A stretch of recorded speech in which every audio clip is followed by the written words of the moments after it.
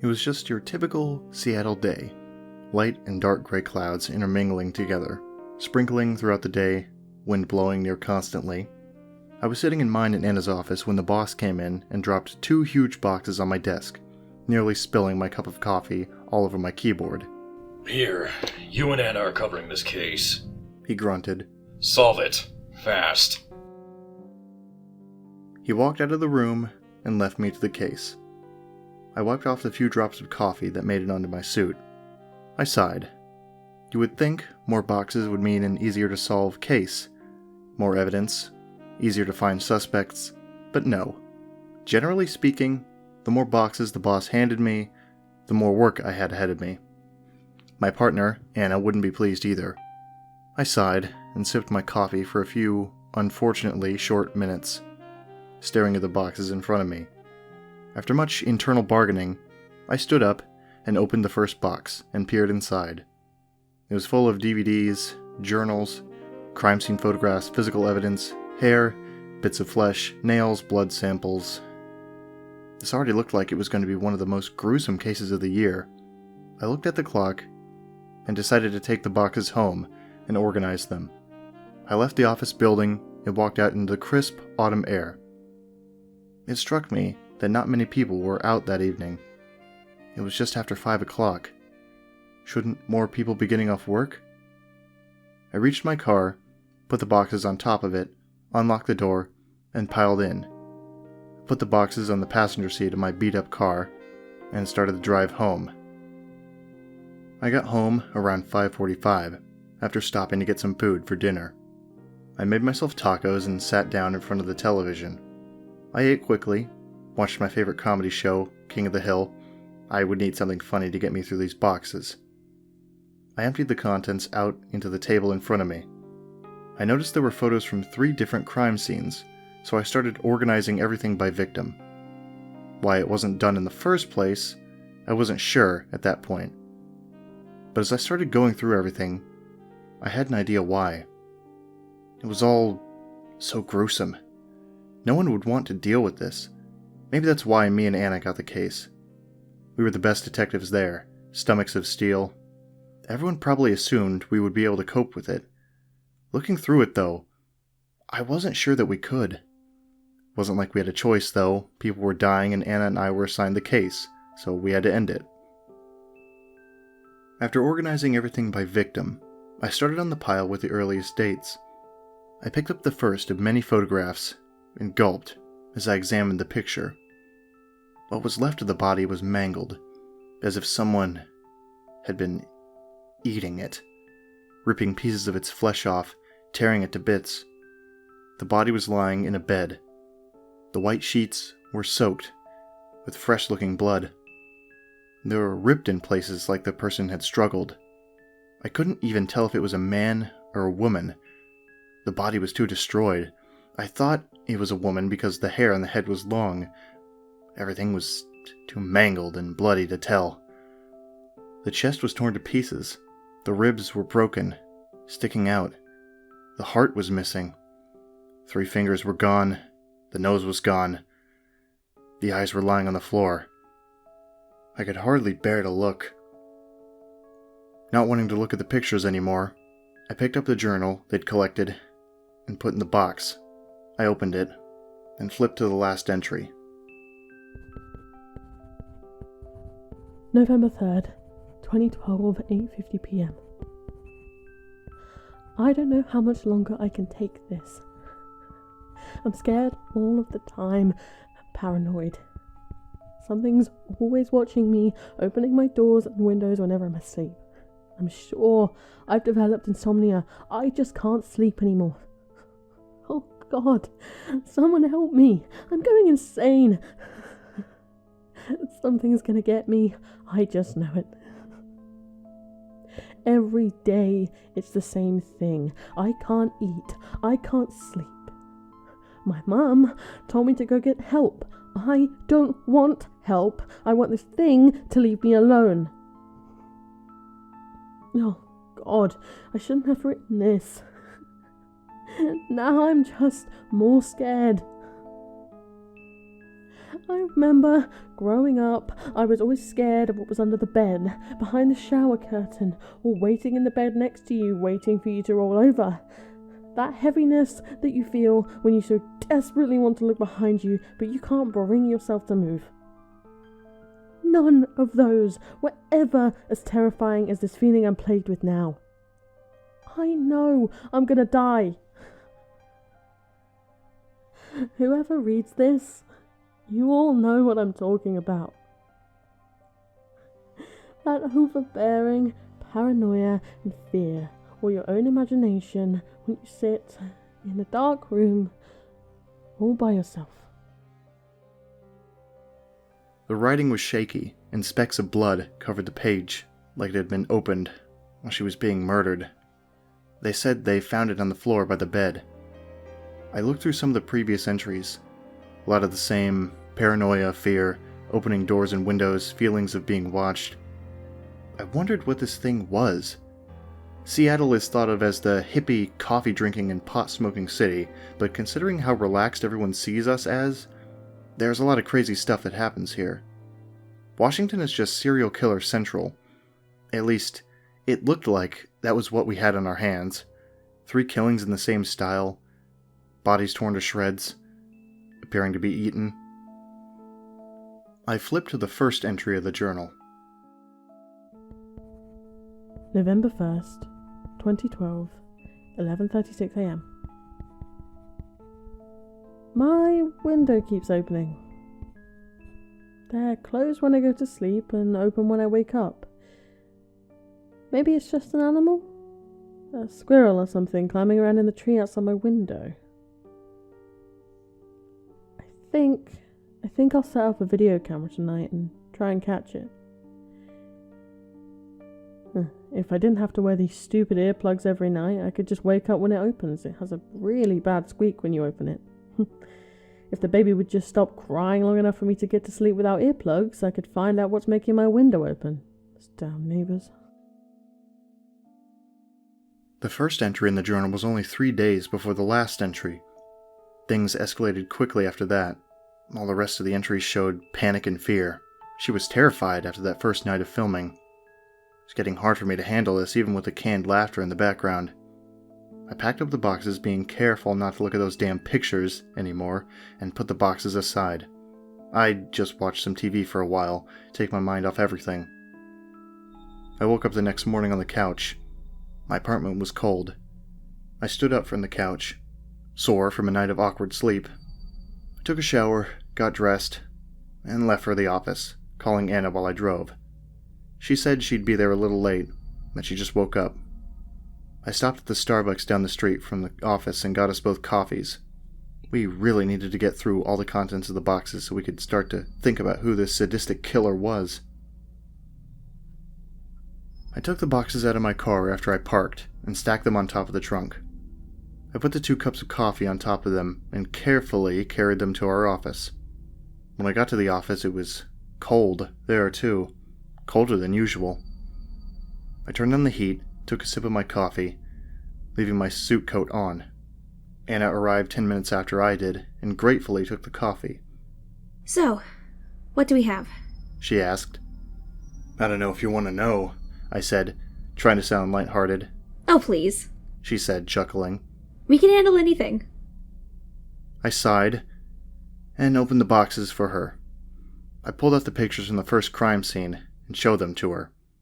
She gasped as she looked at them. I saw tears well up in her eyes, and she put her hand to her face and grabbed the photo. I'd shown her the only picture I looked at thoroughly. I could understand her disgust.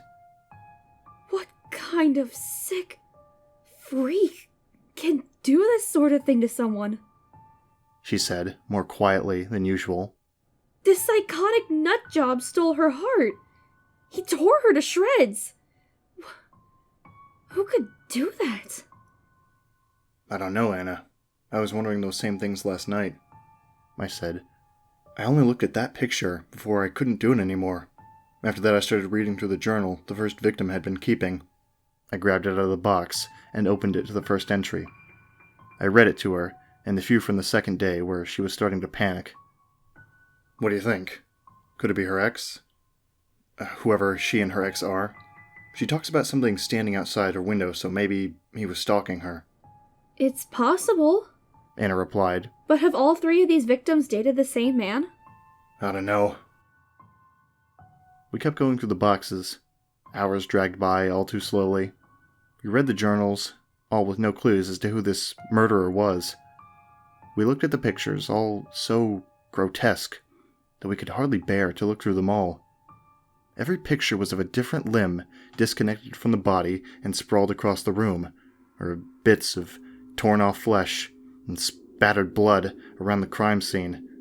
The blood and gut-filled images were stained into our minds by the time lunch hour came. Don't know if I'll be able to eat, I said, almost joking, as we walked out of our office to go get lunch.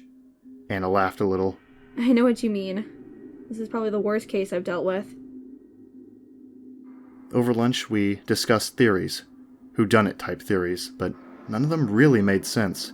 The X idea could be plausible, but what was the likelihood of 2 women and 1 man in a city as big as Seattle dating the same man?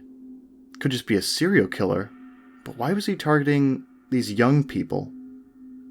Maybe they knew some of the same people, and one of those people happened to be psychopathic. There were just too many options to narrow it down this early in the investigation. After the last few hours of work, Anna took 1 box holding 1 case home, and I took the other 2. I was going to watch the DVDs they'd found on the scene. I got home, made myself some dinner, and sat down on the couch. After eating, I popped in the DVD labeled Night 1 and watched. I fell asleep 10 minutes in, though. Woke up the next morning, almost late again. I made my way back to the office as fast as I could, and told Anna I'd fallen asleep and didn't manage to get through the whole thing. She said it was okay, that we could watch 1 or 2 of them then. We situated ourselves around my computer, and put in the first disc. Nothing much happened, except the near constant cries of a baby.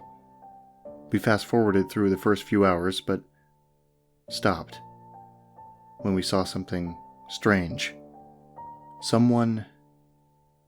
Something crawled up the tree outside her window and sat there, unmoving.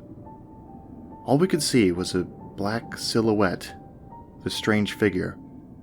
We went to one of the briefing rooms where there was better tape evidence viewing equipment. We hooked everything up and got back to where we were in the tape and zoomed in as far as we could, but we still couldn't make the figure out clearly. It appeared to have something on its wrist as it opened the window. We assumed it was a man based on how huge the hand was. For the whole video, he sat at the window, staring at the woman. Just staring. It looked like he was mumbling to himself violently, like he was battling with 2 voices in his head. Near dawn, he jumped out of the tree he was perched in, startling the woman awake. Anna looked at me in horror when the video ended. I didn't know what to say, so I just nodded at her. "I'll take the rest of the tapes and watch them tonight," I said, sparing her sanity. "Go home. Take a break." She nodded at me and stood up to leave. I followed her. Even though it was still only lunch hour, I went home, DVDs and soda in hand, to watch the videos before the Christmas party. Definitely not an activity that encouraged holiday spirit, but what could I do? I walked into my apartment, dropped the DVDs and soda down on the couch, and went to make a sandwich. When I came back into the living room area, the window was open. I didn't remember opening it. I tried to brush it off as nothing, but after watching the DVD of the first night of filming, I was starting to become paranoid. Maybe this thing would come after me, since I was assigned the goal of capturing him. Maybe he didn't want to be captured and would kill everyone who would try. These thoughts ran through my head and made me more and more paranoid with every second. I shoved them out of my mind and closed the window, making sure to lock it. I ate my sandwich quickly, gulped down some of the soda to wake me up, and put on the next DVD. It started off the same, except the woman had left a candle lit by the window, probably so she could see who was there. It didn't help me much, though. I could make out what looked like bracelets dangling off his wrists, clinking whenever he moved. He pressed his hands and face against the locked window. I couldn't make out any eyes, hair, or a human face. All I could see was a nose, which looked broken, and a mouth that looked severely chapped. The whole video progressed the same way the first had. He stood there till dawn, watching, muttering. I wished I could see what he was, but at the same time I didn't. Just from his outline, he looked grotesque. The second video ended with the creature leaving just like he had the night before. I remembered reading that on the third day, the woman had called the police. I don't remember anyone telling me someone had called, claiming to be being stalked by night, or claiming someone was standing outside her windows at night. She also wrote in her journal that she had called someone to come stay the night with her. During his interview, we found out that he was her cousin. I know he found the body. He woke up to screaming in the middle of the night, but claimed he couldn't open the door in time to save her.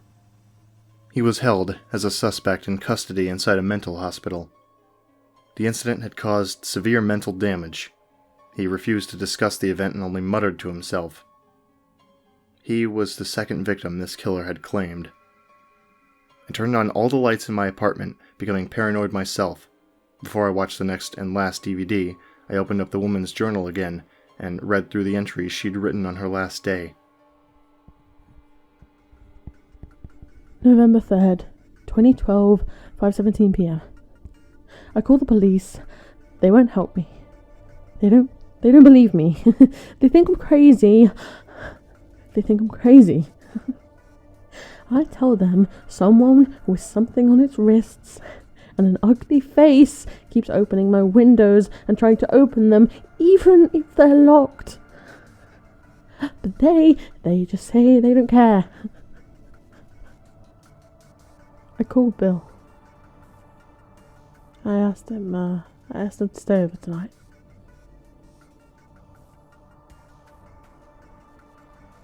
I put in the next DVD and prepared for what I was about to see. I don't think anyone could successfully prepare themselves for that, though. What I saw was beyond horrific. It wasn't grotesque, it wasn't horrifying, it wasn't appalling. None of those words would suffice in describing the sights I had to sit through. The DVD started with her locking the windows and closing her curtains.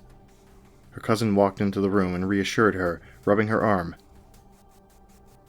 He said he would be in the next room. The woman nodded and walked away. She lit 2 candles, put one next to her bed and one by the window. We had found them on the floor, labeled Vanilla Honey Stress Relief Candle. The woman curled up under her blankets, facing towards the window. A few hours passed with nothing happening. Even just fast-forwarding through the DVD was suspenseful enough to make my heart race. I would fast-forward for a few minutes, press play, and watch for a few seconds just in case the murderer came in. I didn't want to miss it, even though I did want to. At around 2 a.m. in the tape, I pushed play and went to the bathroom. As I closed the door, I heard a loud crash and ran back out into the living room, my fists raised. I looked around and saw no broken items. I started to hear loud thumps. I went to my door and looked through the peephole, but no one was at my door or my neighbors. My heart was pounding even harder than it was. I went back to my living room and the thumping got louder. I looked at my TV screen and the camera was shaking. I knew this was it. I sat on my knees in front of my TV. My palms were sweaty. My hands were shaking. I felt I was going to puke, thinking about how she was about to die, and I was the first to witness it. The door opened, slowly, eerily, opposite her bed. The man trudges into the room, dragging his feet. The door swings closed behind him, without him even touching it. He makes his way to the side of the woman's bed, the side with the candle. The flame flickers as he moves closer and closer to her bed. His steps were loud and slow, Thump. Thump. Thump. Finally, he makes it to her bed. He only looks at the camera for a split second before he turns his back and faces the woman. I'm not sure what I saw, but whatever it was disgusting. I couldn't make out any eyes. His spine stuck out of his back. His whole body was naked. He was tall. 6'5", probably. The bracelets on his wrists were not bracelets at all, but shackles with broken chains. He had them on his ankles too.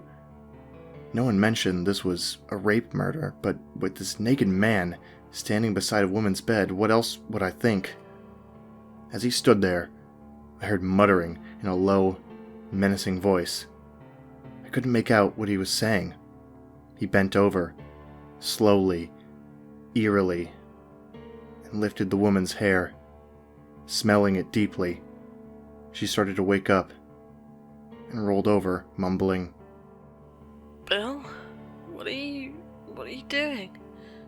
When she saw what was waiting for her, she screamed. After less than a few seconds, I heard pounding on the door and Bill yelling, screaming, begging to be let in, asking what was going on. But the door, which wasn't barricaded, wouldn't open. The woman starts panicking, struggling to get out from under her blankets, and falls to the floor in the process. With speed that I didn't think this creature or human could possess, he was then on top of the woman, ripping the woman's fragile body into pieces. He ripped and tore bits of skin off and threw them around the room. He was laughing, menacingly, getting progressively louder and more joyous as the woman died beneath him. I couldn't see what was going on, but the sheer horror of the situation made my imagination run wild and made the situation even more terrifying. Soon, the woman stopped struggling. The creature smiled as he tore her heart out of her broken chest and ate it. I didn't see him do anything to her fingers, but 7 of them were nowhere to be found when the CSI team arrived. The naked creature stood up and walked towards the camera. I could finally see what this thing was as the candlelight shined on his face. He had skin sewn over his eyes. The rest of him, too, was just bits of various skin sewn together to create a human-like figure. His lips were chapped to the point of breaking, and his nose was extremely crooked. He was bald. The blood all over his body made him even more nightmarish. He blew out the candle on the nightstand and laughed. Blood spat out of his mouth. He walked to the window and blew out the second candle. Breaking the window, he jumps out, all the while Bill is screaming. I sat in silent horror and began to hear thumping again. Terrified, I walked slowly around my house, searching for the source. I found nothing. The last room I checked was my bathroom. I opened my shower curtain, and just as I did so, the bathroom light exploded, nearly giving me a heart attack. Okay, I said to myself. I need a break. Just gonna go to the Christmas party now. Take my mind off this. As I walked out the door, I thought of what this creature would be called. Stitch.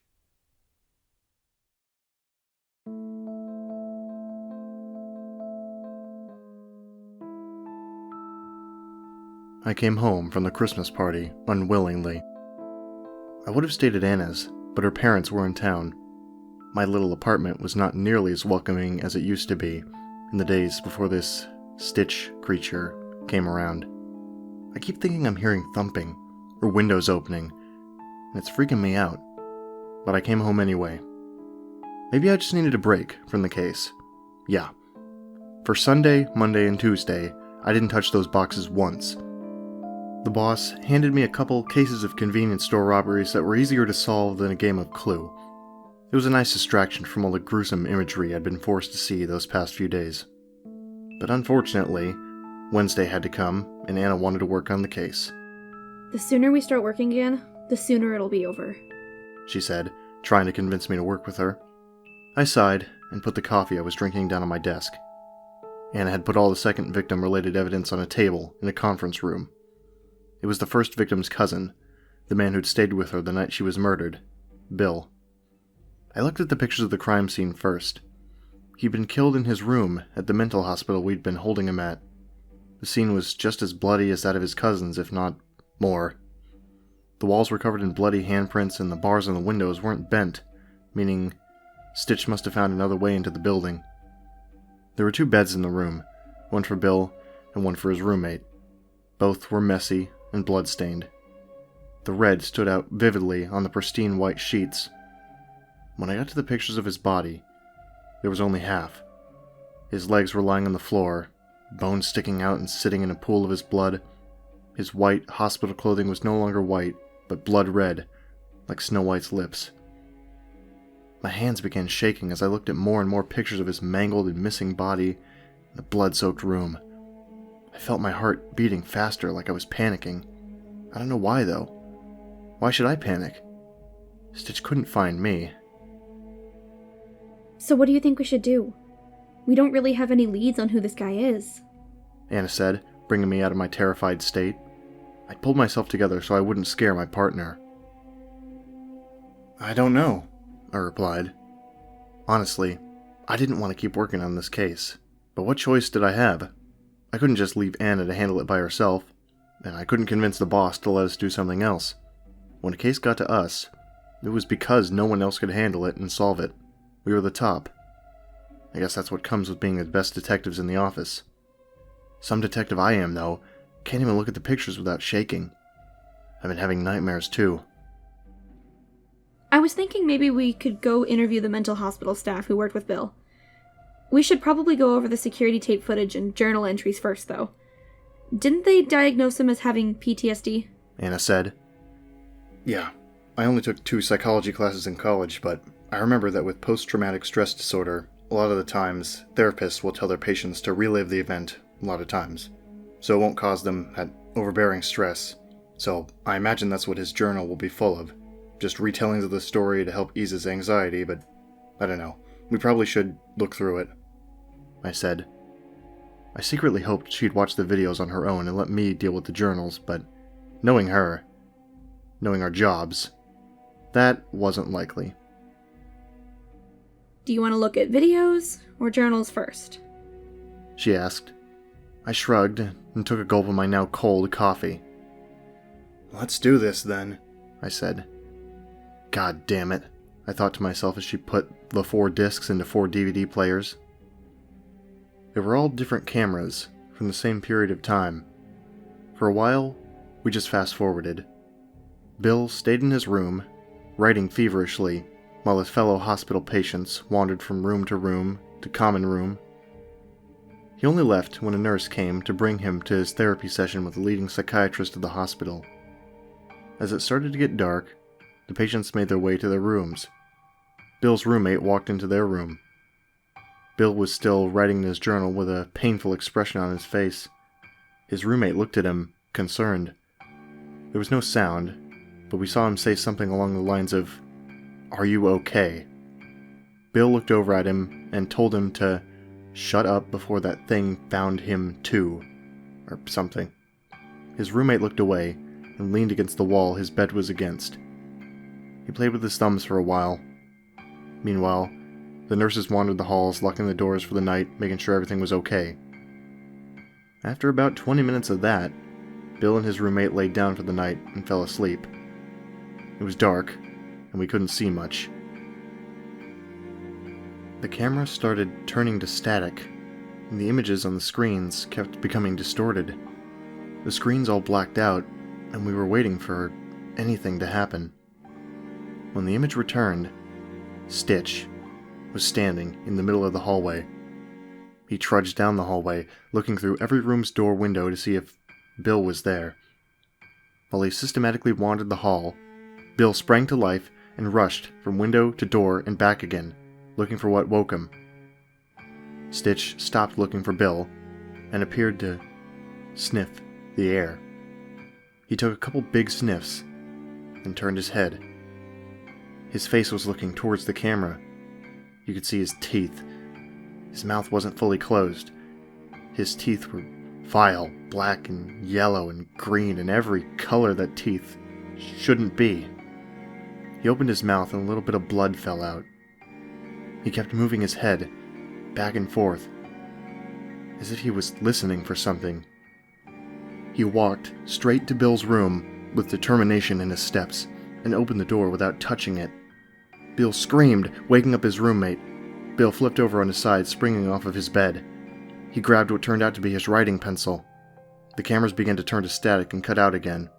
We could see bits and pieces of what was happening. Bill's roommate eventually ran out of the room, and Bill had stabbed Stitch in his back. We're not sure how, but Bill's hand and the weapon just went straight through, pushing out darkened blood and random chunks onto the floor. It looked like he was struggling to get his arm back, as if his arm got stuck inside Stitch's body. Stitch grabbed him by the hair and whipped him with his rusty shackles, breaking his skin. After that, Stitch just stood there, standing over Bill. Maybe it made him feel powerful? Could he even feel emotion? I don't know. He stood above him while Bill screamed. I thought Stitch was raising his hand to strike or rip Bill's flesh, but he didn't. He rubbed his hands together, and then rubbed from his neck up to his face. And as fast as you could see a light turn on, his hand was on Bill's face. He started rubbing it, running his hand through his hair. Stitch started laughing at that point, and blood dripped on Bill's face and clothes. It was then Stitch decided to attack. He tore bits of skin off Bill's poor body and ate them like he'd never eaten before. He broke his body in half, just tore it in half, with inhuman strength. The blood started to really pour then. As all of Bill's blood and guts spilled onto the floor, Stitch squatted down and started running his fingers along the edge of Bill's skin where he ripped him in half. Stitch began eating his insides, all the while it appeared he was laughing, just as he did in the first murder. Stitch stood up, and, well, just stood there. He stood there facing the corner until the morning sun started to peek in through the bars on the windows. He was mumbling to himself, but since there was no audio in the security cameras, we couldn't make out what he was saying without bringing in someone who could read lips. I didn't hear Anna making any sounds. I wondered if I was the only one having a hard time with this case. I looked over, and she was crying, silently. I moved my chair and put my arm around her, and rubbed her shoulder while we watched. I tried to hold myself together for her. The door to the conference room slammed open, nearly giving both of us heart attacks. Johnson, Reynolds, have an intern, the boss said, pushing a young man into the room. He left as soon as he'd come. We stood up. Anna wiped her eyes hastily and paused the videos. I'm Anna, she said. This is Ryan. I'm sorry you had to come at this time. We're working on a pretty nasty case. Oh, I don't mind, he said. It's bound to happen eventually, so I may as well get myself acquainted with murder. I'm John Freeman. He held his hand out to us and shook both our hands. I think we've looked at enough evidence for now. Want to go to the mental hospital now? I said. Sure, Anna said. We headed out the door with our new intern at our heels. With his slightly unkempt blonde hair and puppy-like blue eyes, he reminded me of a golden retriever. I felt bad ruining his innocence. This horrifying case. But that's just what happens when you get involved with police work. We made our way to West Seattle Psychiatric Hospital. It looked less welcoming than a medical hospital just because of what lay within its walls. John looked at it with hesitation. I pushed him forward. If he wanted to be a cop, he'd have to learn to deal with situations he didn't want to be in. And this case was about as bad as it gets. So, if he could handle this, he could handle anything. We went into the building and found the nurses who were involved with Bill and his treatment. They wore white uniforms like you saw in the movies, and were as kind as you could expect nurses to be. Hi, miss. I'm Ryan Johnson. This is my partner, Anna Reynolds, and our intern, John Freeman. We're working on Bill and his cousin's case. We just have a few questions. Of course, the first nurse said, nodding with a smile. Did you notice anything out of the ordinary with Bill's behavior before the attack? In the videos, we saw him panicking moments before the killer came. But not before then. We don't know what was normal or abnormal in his condition. Anna asked.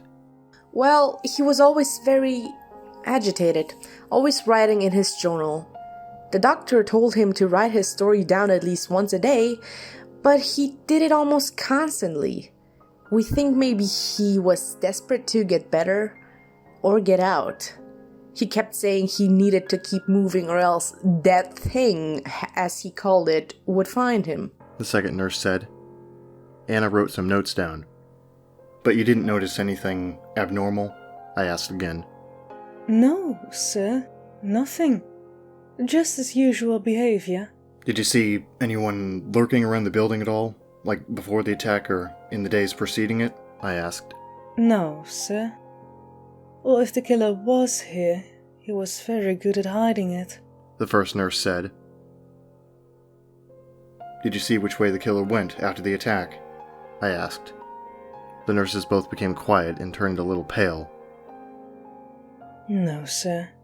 The first nurse said quietly. We saw him throw part of the bill out the window and follow, but we didn't see which way he went once he was on the ground outside.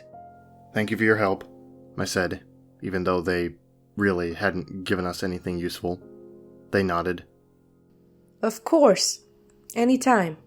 The second nurse said. They turned around and continued with their work. We left in silence. Once we got into the car, I was irritated. How were we ever going to find this guy and put him behind bars, if that would even help? If we couldn't find a single lead? This is just great, Anna said, sounding equally as frustrated. She sighed loudly. Let's just work on this some more tomorrow, I said. We drove back to the station. I got into my own car and drove back to my apartment, reluctantly. Weird things had been happening ever since I opened the first box to this case. I kept hearing thumping at night and creaking like my windows were opening, but I wasn't sure if I was just hearing things or not. I could never find the sources of the sounds. I opened my apartment door half expecting Stitch to be waiting for me. I'd been becoming paranoid, scared. Just the fact that I was becoming paranoid and scared was scaring me. I walked into my apartment, finding no one inside. It was colder than I expected it to be. I wandered through all the rooms, only to find what I hoped I wouldn't. My bedroom window was open. I swear I locked it before I left. My hand shook as I closed it, and my heart started to race. The panic was setting in again. I turned on all the lights in my apartment on my way to the kitchen to make some comfort food.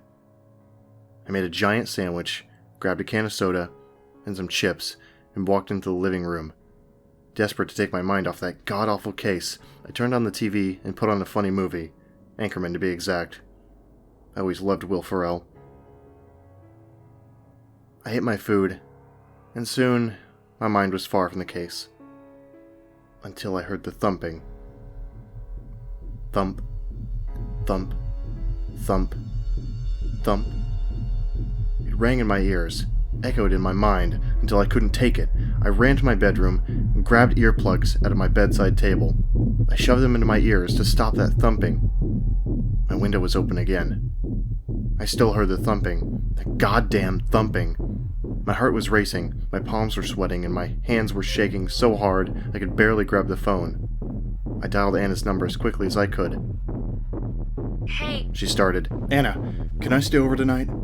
I asked, cutting her off. Sure. What's wrong, Ryan? She asked. Please, don't tell me I'm not the only one having problems with this case, I said, nearly begging. Are you freaking out too? I swear, I keep closing my windows, but they're always open. She said, trailing off. I'll be over in 10 minutes. I hung up the phone and packed a bag as quickly as I could. We both actually got sleep that night. We drove to work in our separate cars in case I decided to sleep at my own house that night. Neither of us wanted to dive back into the case, but instead of Anna making me, it was John making us. He reiterated almost exactly what Anna had said. Come on, guys. The sooner we start working, the sooner it'll be over. He was annoyingly chipper all the time. But I was friendly, so was Anna. He put the tapes back in and pushed play. They started where we'd left off. John looked at them intently, taking notes about all the gruesome things Stitch was doing. I could hardly watch. Stitch picked up Bill's upper half, like a bowling ball, sticking his fingers in Bill's eyes and mouth. His hand was still embedded in Stitch's disgusting naked body as he dragged him out into the hall. A trail of blood followed the poor dead man's body. When Stitch reached the window, he tore Bill's arm off and threw the rest of his body out the broken window. From the other angle, we could see Bill's roommate still cowering in horror. Stitch ignored him and tore the arm from his chest. Dark goo-like blood came out with the arm, leaving a gaping hole where there should be something, anything.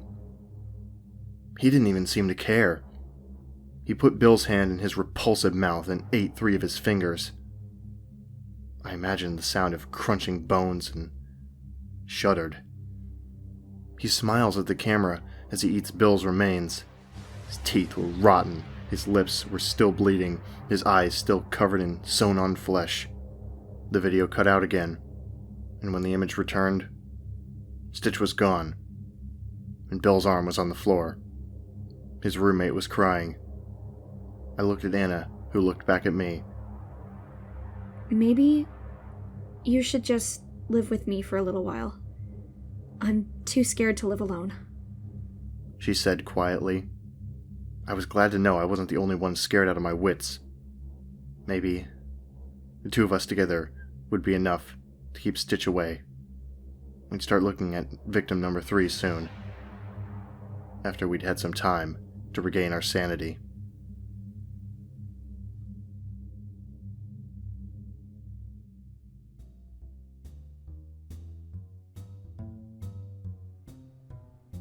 The 3rd victim was a paranormal type. You know, the sort of person who decided to make her own ghost hunting team after watching any of those shows out now. Anna said as we walked into the office. She hadn't been able to sleep last night, so I guess she'd started going through Victim 3's files. So what's your point? Sleeping on her couch every night was making me cranky, but thankfully all the weird things had all but stopped happening, and the paranoia and fear was dying down too. I could probably move back into my place soon. So, I don't know. Hey, where's John? We walked into our office, boxes and coffee in hand. We sat down at our desks and sipped our coffee for a few minutes before diving into this god-awful case once more. Before we could get too into our missing intern, one of the forensic scientists came into the room with an envelope. It's the first DNA sample back, guys, he said. We'd sent him the sample when we were working on the first victim. The CSI team grabbed blood samples from the candles he'd blown out in the first murder. And? Get a match? Not even close. It's not even human. I did every test I could think of 1,000,000 times. It's just not human. Humans have 46 chromosomes, right? This is 58. I have no idea what it could be. Anna and I just looked at each other. Weird, she said. Thanks, Max. He put the envelope with the DNA test results on my desk and left. Anyways, I said, I don't know. I think someone said he called in sick or something. John did look a little under the weather yesterday. Anna nodded in agreement. Hopefully he gets back soon, she said.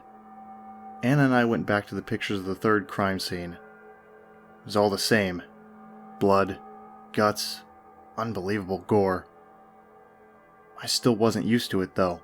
It was all more grotesque and inhumane than I thought even possible. I got to a picture of her head. It was a slim, white stick-looking item sticking out of her skull.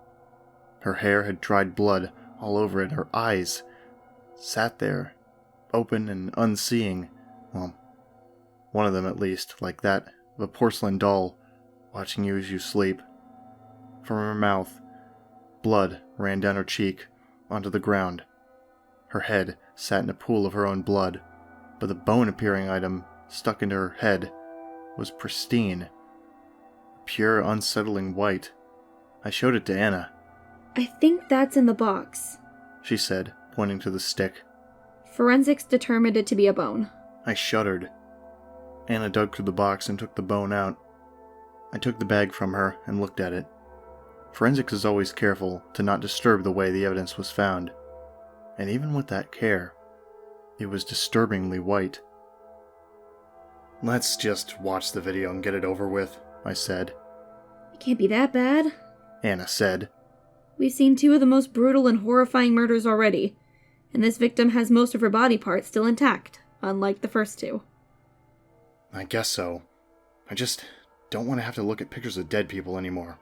I've had enough for 1 year," I said, exhausted. Before she pushed play on the video player, we just sat there. I guess we were preparing ourselves for it, even if we'd already seen it all. It was then our boss came in, urging us to finish this case. We sucked up and got him out of the room. Anna pushed play. The video started off in what looks like a bedroom. The camera was handheld. The victim sounded excited. She had a chipper-light voice and the camera was moving around rapidly. We heard a bunch of clicks and snaps and sounds of clothes rustling. Figured she was getting something together or putting something on. All of a sudden, the camera swung up and we could see her hands grabbing different electronic devices. Okay, I'm all set up. I have my camera on my shoulder mount. I have my EVP recorder, my infrared scanner, and many other pieces of equipment for my line of work," she said while looking into a smaller camera. We would have watched that tape, but this was the only tape in the evidence box. Okay, it is 9:14 p.m. here in Seattle, Washington. This is an unofficial SPA investigation. I say unofficial because nobody else in my team is here, and I am off the clock. I am in my house, all by myself, with my little corgi puppy, Samson. Hi, Samson, say hi. She was still getting herself ready and giving us other useless information about her house and her equipment she was using. SPA stood for Seattle Paranormal Association, and it turns out she was the co-founder of it. We decided to fast forward a little bit until we saw her go to the door of her bedroom and open it. Okay, all you ghost hunt fans out there. Just a few minutes ago, I was hearing strange thumps and what sounded like someone talking. I could hear the voice, but I just couldn't make out what the person or the thing was saying. I hope to capture something on my equipment and share it with you guys. She walked down the hall until she came to her living room. Right upon entering the living room, to her right was a recliner chair, and straight ahead was a couch. She stopped in her tracks. Ooh, it just got really cold. Maybe this is a good place to do an EVP recording. I'll just take a walk around the rest of my house first, and so I know where to go after this, unless this is the only cold room. She walked throughout her house. Only the living room seemed cold to her. She also mentioned that the living room was where the thumps sounded like they were coming from. I checked the rest of the house, and it all checked out fine, she said. Ooh, what is that? My window curtain just moved. She walked over to the window and used some weird device towards it. It turns out it was some sort of EMF detector. It has something to do with shifts in the magnetic fields. A shift is supposed to mean there's a paranormal presence nearby. She moved the curtains. All 3 of her windows were open. Okay. I didn't leave any of these open earlier, she proclaimed. Weird. She shut them and turned off the light to her patio. She started walking towards the hallway, but just as she reached the hall, there was a very loud crash coming from behind her near the kitchen. She turned around and just stood there. She then pulled out a flashlight and shined it across the room. Damn it! That was the plate my mother got me for Christmas. I'm gonna have to pull out my EVP recorder, see if we can get anything on tape. The little device started to beep loudly, like something was there.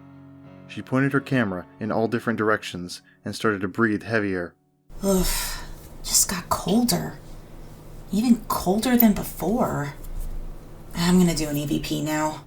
She takes out another device and sits down on the ground. Is anybody there? It was quiet for a couple minutes. Are there any spirits here who want to make contact? She said, louder. No. A voice replied. No? She replied. Oh, my arm itches. I just started getting all tingly. Slight burning feeling. She said, directing it towards the camera, most likely for her viewers. Did someone just touch my arm? Hello? I'm very pleased you can feel that. A booming, menacing voice said from somewhere in the room. The victim turned around as fast as she could. The room was dark, adding to the spooky effect for her ghost hunt archives, so we could barely make out what was talking. But Anna and I both knew exactly who was there. The odd thing was, we were not listening to the EVP recording while watching this video. We could hear Stitch talk through the video camera.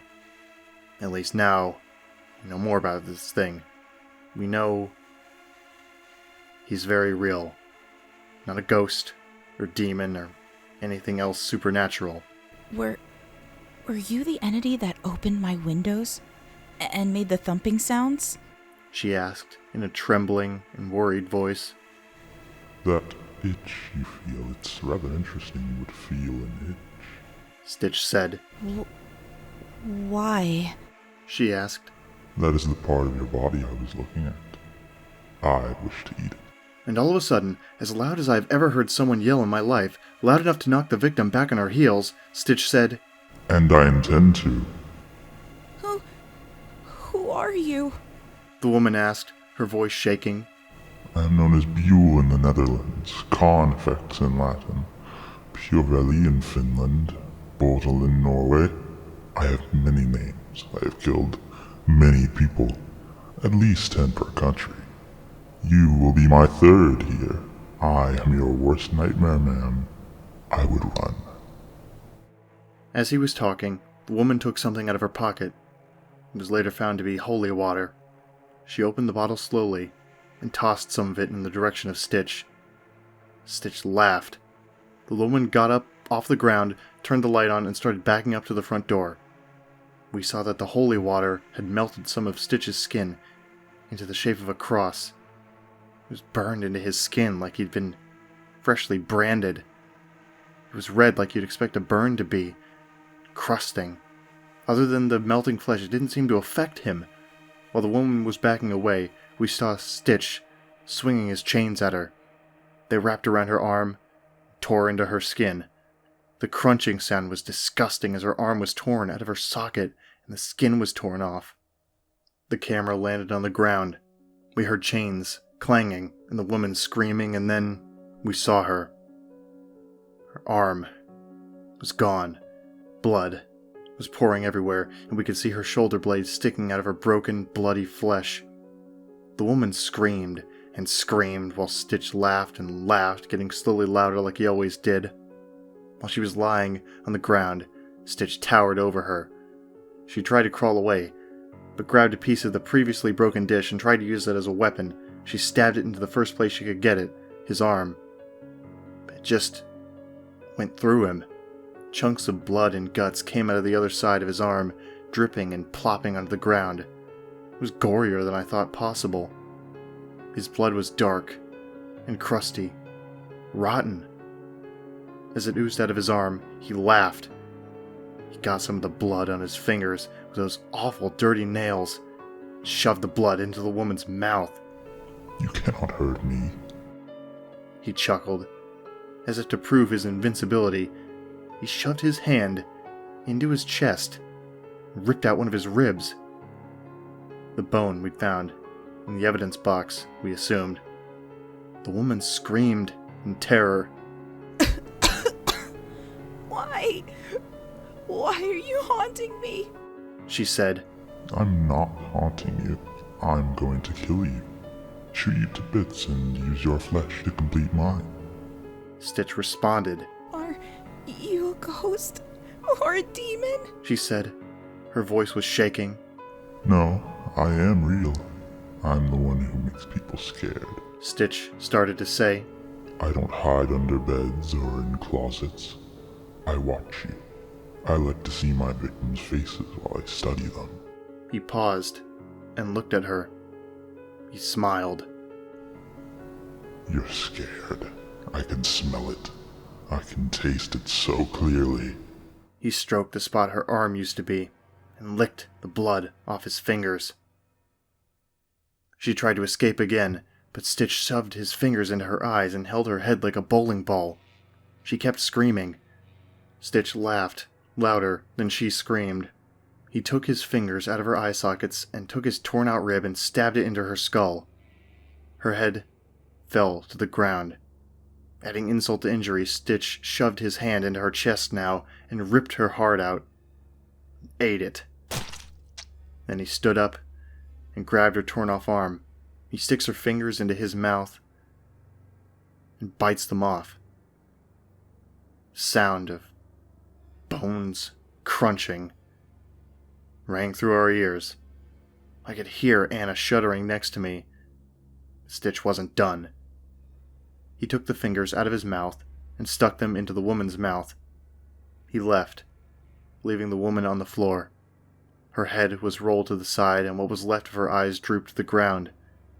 There was blood everywhere, soaking into her carpet, drying into her hair and under her skin. Her fingers were sticking out her mouth.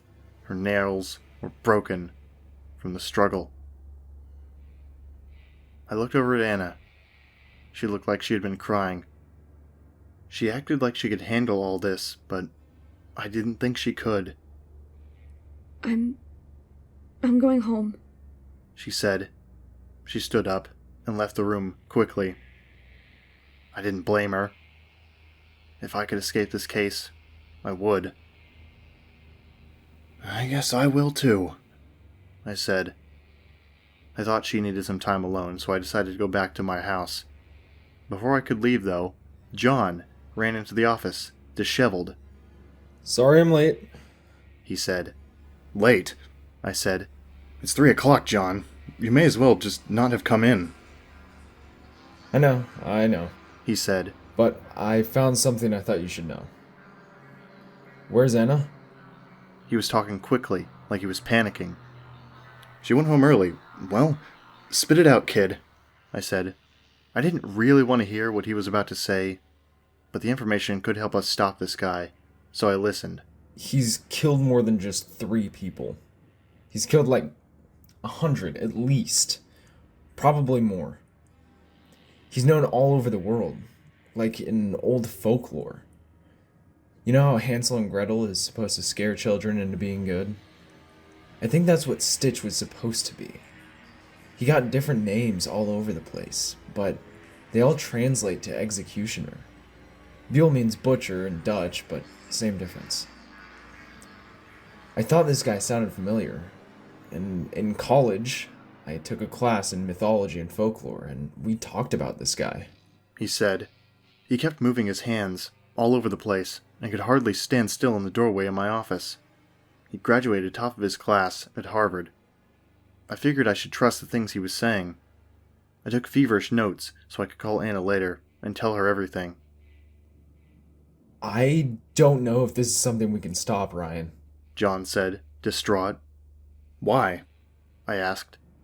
He's been at this for who knows how many years. If they have stories about him all over the world, and he's killed all over the world, what makes you think we can stop him? We have to try, I said. It's our job as detectives. We have to stop him from killing any more people. I don't give a damn if he's been at this for however many years. His reign ends now, I said. Okay, John said. He took the beanie he was wearing off his head and twisted it in his hands. How, though? I don't know. Do you want to stay over at my place tonight? Maybe we could try to bait him somehow. There's gotta be something we can do, I said. John sat down next to me, and we started researching more. I tried calling Anna while we worked, but she didn't answer. She didn't come to work the next day, either.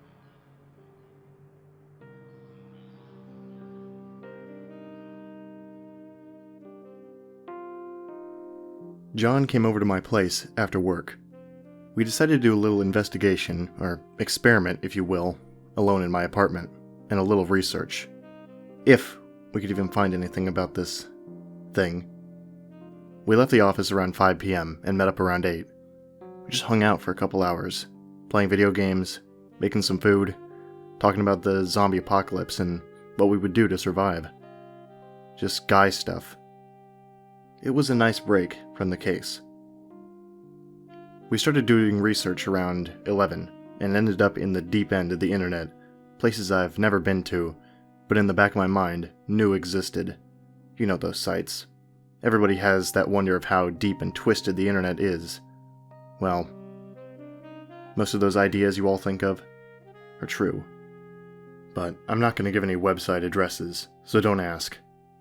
We stumbled upon this one website. It was all black, with pictures of rotting skulls everywhere, and the main picture in the middle of the website was just a picture of a goat head, decapitated and rotting in front of a pentagram. That site had a couple of interesting things about something that seemed to match Stitch, for the most part anyways. They had the Stitch skin, chains, and nakedness, but on the website, they talked about it having eyes, and then losing them. It didn't say how he lost them, but a few commenters on the articles were all furiously talking. A lot of capitalized letters and exclamation marks. There were some comments in Norwegian, some in German, and very few in English. It seemed like it was all the English-speaking commenters who were asking how he lost his eyes. There was only one response, a really long comment, sometimes repeating sentences in some language we didn't quite know. There was a commenter on the article we posted on Reddit named RepetitiveRoutine. He mentioned using Google Translate to figure out what Stitch called himself, or claimed he was called, rather. He was a nice guy. We got in contact with him right away and thanked him for showing interest in the case. He offered his assistance and we let him help. We planned on video chatting soon. Anyways, the comment was in a very old language. One you never hear anymore, but it does still exist. It was in Aramaic. Correct me if I'm wrong, but I believe that was the language Jesus Christ himself spoke.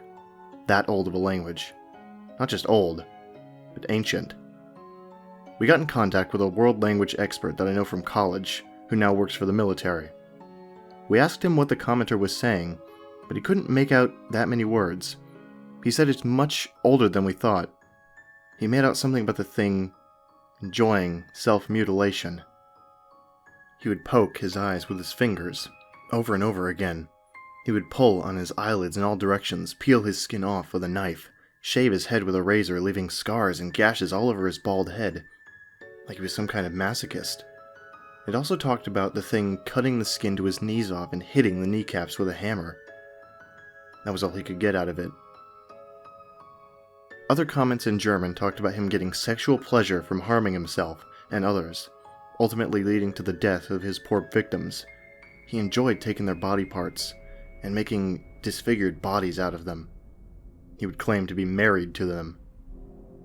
Other people from Norway would claim that he would give the body parts to Satan himself for his godly powers. We had enough with that site, though. We went on to try to figure out if there were any survivors. There weren't any. Although, some commenters speaking in Chinese would explain how he would chain the soul of his latest victim to himself and walked him to the gates of hell personally. So once you were his victim, you were his victim forever. But what I want to know is how all these people came to learn this about Stitch, and we weren't able to learn anything. Were we not trying hard enough? Were we not religious enough? I have no idea. The last commenter mentioned how this thing, apparently it was a man once, died. After all of his monstrous acts, whatever the truth about his wrongdoings may be, The civilization he lived in murdered him. He mentioned how he was torn apart by horses. A rope tied to each of his limbs was attached to a horse, and they ran off in different directions, tearing him to pieces. After the horses pulled him apart, the people let the dogs go at him. They tore him to even more pieces. They left the body there to rot. They came back a week later, and the body was gone. Not even a blood trail to follow. That night, as everybody was laying down to sleep, they heard crying. Animals crying. They found their dogs with their stomachs ripped open, some of the animals ripped in half. We are not positive, but we are assuming that is how Stitch got his skin back after being eaten by the dogs. The commenter did not say. John and I got curious about all these people and their information. We tried tracking them down through their internet providers and IP addresses, but nothing came up. Not a country, city, zip code, home address, nothing. It struck us as odd. So, that's all we learned about Stitch. I honestly didn't want to know anymore, but for some strange reason, I felt like we were much closer to capturing him now. We got connected to the video chat with a commenter from Reddit and started telling him all that we learned, and he seemed really interested, like none of it bothered him. At least we had someone new to help us. It would also help us get through it faster with his motivation, and a new eye on the case is always good. Like they say, 2 heads is better than 1, so 4 was probably better than the 3 we had. After a while discussing Stitch and all we learned, we decided to see how we could get him to show himself. We absolutely needed to figure out how Stitch chose his victims. If we could bait him into coming to us, we could catch him and put an end to all this terror. I asked the commenter to scare himself, told him to get scared, considering Stitch mentioned he could smell the last victim's fear. It took a long time, but he was finally scared. He said after a while he started hearing thumps and whispers. We knew Stitch was close. Turn off every light in your house, except the light closest to the window, in the back of your house, and the window in the front, I told him. Then I asked him to stand in front of each window, looking out for at least 2 minutes, in case Stitch was around. He would see he is home. After 4 or 5 minutes, he came back to his computer and asked for further directions. He mentioned his front window was open before he got to it. Don't worry about it, I said. John told him to make sure there was nothing that could possibly create any sound. It needs to be completely silent. The commenter sat there, waiting. We all sat in the silent dark just listening, staring into each other's homes. Then we heard thumping. He said it was coming from his hallway. We told him to get in either his closet or under the bed or something. Go anywhere, just hide. Take a camera with you, in case Stitch comes in. You can take video or pictures of him, I urged. Right before he went to hide, I told him to stop being afraid. Don't be scared. That'll just make things worse. Stop being afraid. I promise he's not real. We're going to figure this out. He went and hid in his closet. It was silent. Deathly so. We couldn't see anything. We just sat there, looking into his room. My heart was pounding out of my chest, and I felt sick. I was on the edge of my seat. John and I both were. It was like we were watching one of those internet jokes where you watch and wait for the paranormal activity to start, but a face just pops up and screams at you. We started to hear thumping. It got louder and louder, and so did the voice. As usual, it was talking to itself. Bedroom door opened. Stitch walked in and just stood in the middle of the room. Stood there for about 20 minutes. Just stood there. And then for no reason at all, he just started laughing. Louder and louder. While he laughed maniacally, some sort of liquid spat out of his mouth. We assumed it was blood. As the laughing got louder and louder, it happened. The damn kid screamed. He started screaming how he was so scared and didn't want to do it. Kid, shut the fuck up. Don't be scared! He can't hurt you! I screamed back at him. Stitch turned his head and looked directly into the webcam. My heart sank into my chest. It hurt. The commenter screamed again. Stitch turned his head as fast as lightning and looked at the closet. John started telling him to keep hiding, and Stitch turned his head back to the webcam. The commenter screamed, saying he was going to run. Stitch turned his back to the closet. All this time, Stitch was smiling. John yelled for him to run. Stitch turned his head to the webcam. Just as he did, the commenter opened the closet door and took 2 steps. But he didn't get any farther. Stitch stretched his arm out and grabbed the commenter by the neck without even looking at him. He was still looking at us. I was breathing so fast, I was getting lightheaded. Is this some kind of game? Stitch asked, followed by laughter. You were trying to trick me? How did you think you would catch me? You are no match for me. Now, because of you, I will take this boy's soul and strike him with my chains for all of eternity. I will feed him to my dogs and bring him back and do it again, and I have you to thank. Stitch yelled. His voice made my skin crawl. I could hardly believe what we were seeing. He stepped towards the camera and tilted his head forward. Do you have any more unfortunate souls you'd like to have play this pathetic game? Hiding in closets or under beds does not make you safe from me. I can smell your fear right now. I can taste it, he said while rubbing his disgusting bloody fingers on his tongue. I want to feel your heart beating, he yelled. Stitch then did the unthinkable. He reached his hand towards us. It came straight through my monitor. I slammed my laptop closed, and all I could hear was his laugh, echoing in my head. That's it. I don't know what to do anymore. I want to leave, forever. Move out of the country and live in the woods somewhere. To the parents of Repetitive Routine, I'm so sorry. I should have known what was going to happen. I don't know what to say. And as for all you readers, please do not do what we had Repetitive Routine do. Stitch will enjoy it, and it will just make him stronger. It's not a game. It's death.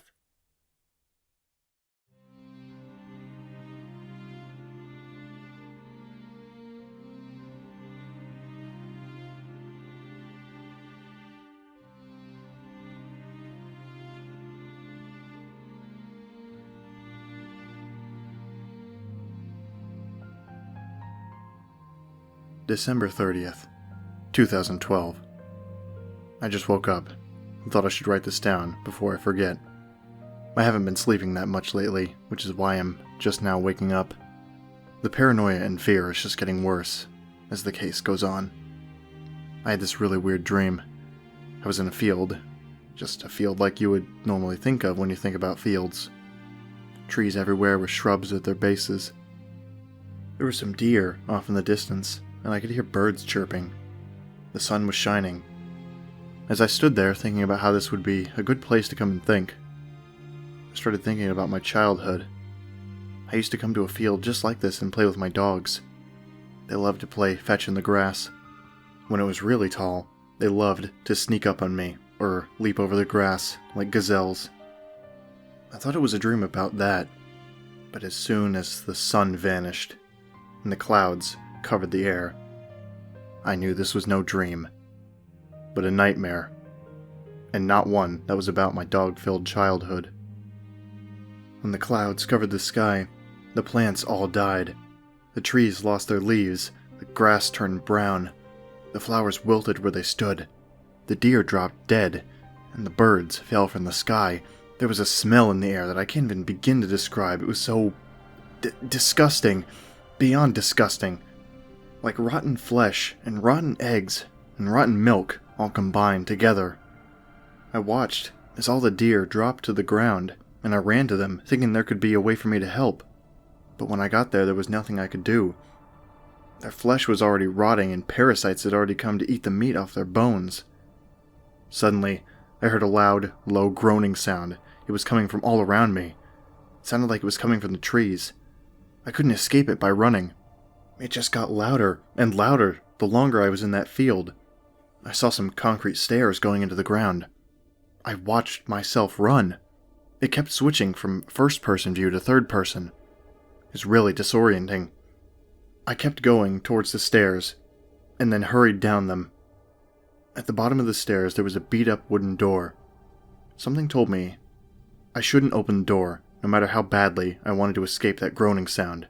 That I should force myself to wake up and just keep going on with my life without opening that door. But of course, like in all nightmares and typical Hollywood teen screams, your gut is ignored. I opened the door. It creaked and felt like it was going to fall off its hinges. There were scratches all over the backside of the door like someone had been trying to escape. It was cold as I entered the hallway that the door led to. Ice cold. I shivered. I didn't know if I was shivering from fear or from the cold. Either one was entirely plausible. I closed the door behind me, and the groaning stopped. Instantly. It was pitch black dark, but I walked down the hall anyway.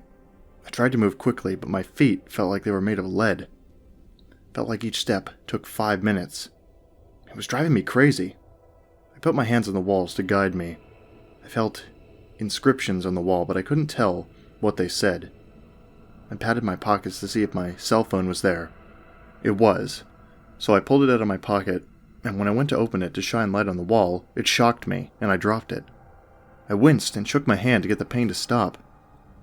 I went to pick it up off the ground, but it turned to dust as my hand touched it. The dust was unusually warm and more ashy than grainy. I stumbled forward, keeping my hands on the walls to guide me. I felt more inscriptions, but I wouldn't find out till later what they were. I felt a corner and slid my hands onto the cold wall in front of me. As I felt it, trying to find an escape, I felt a handle. I put my hand on it, tried to push or pull the door open. It wouldn't budge, so I tried sliding it open, and that worked. It slid open with a loud bang. I walked into the room and slid the door closed behind me. The lighting was like a doctor's office, the kind of light that washes out your skin and makes it look blue. I always hated that light. The room looked like the morgue in the hospital.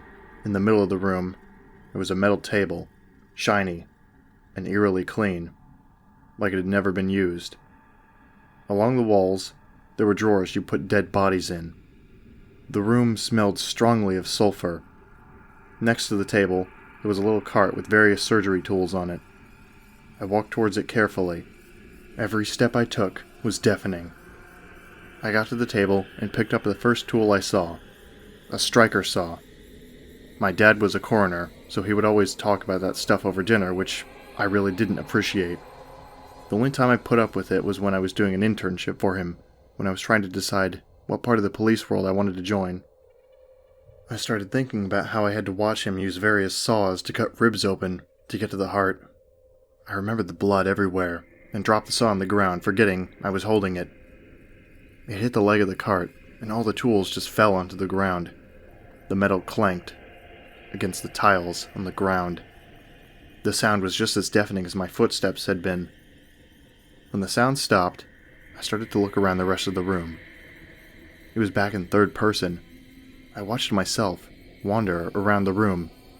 My other self looked into the file drawers that weren't full of bodies. He pulled out some papers and looked at them. All the files were in a different language, but neither me nor the other me could tell which language it was. I watched myself find a single paper in English talking about the Lake Bodom murders. I remember Googling the case a couple years ago out of curiosity because one of my favorite bands was named after them.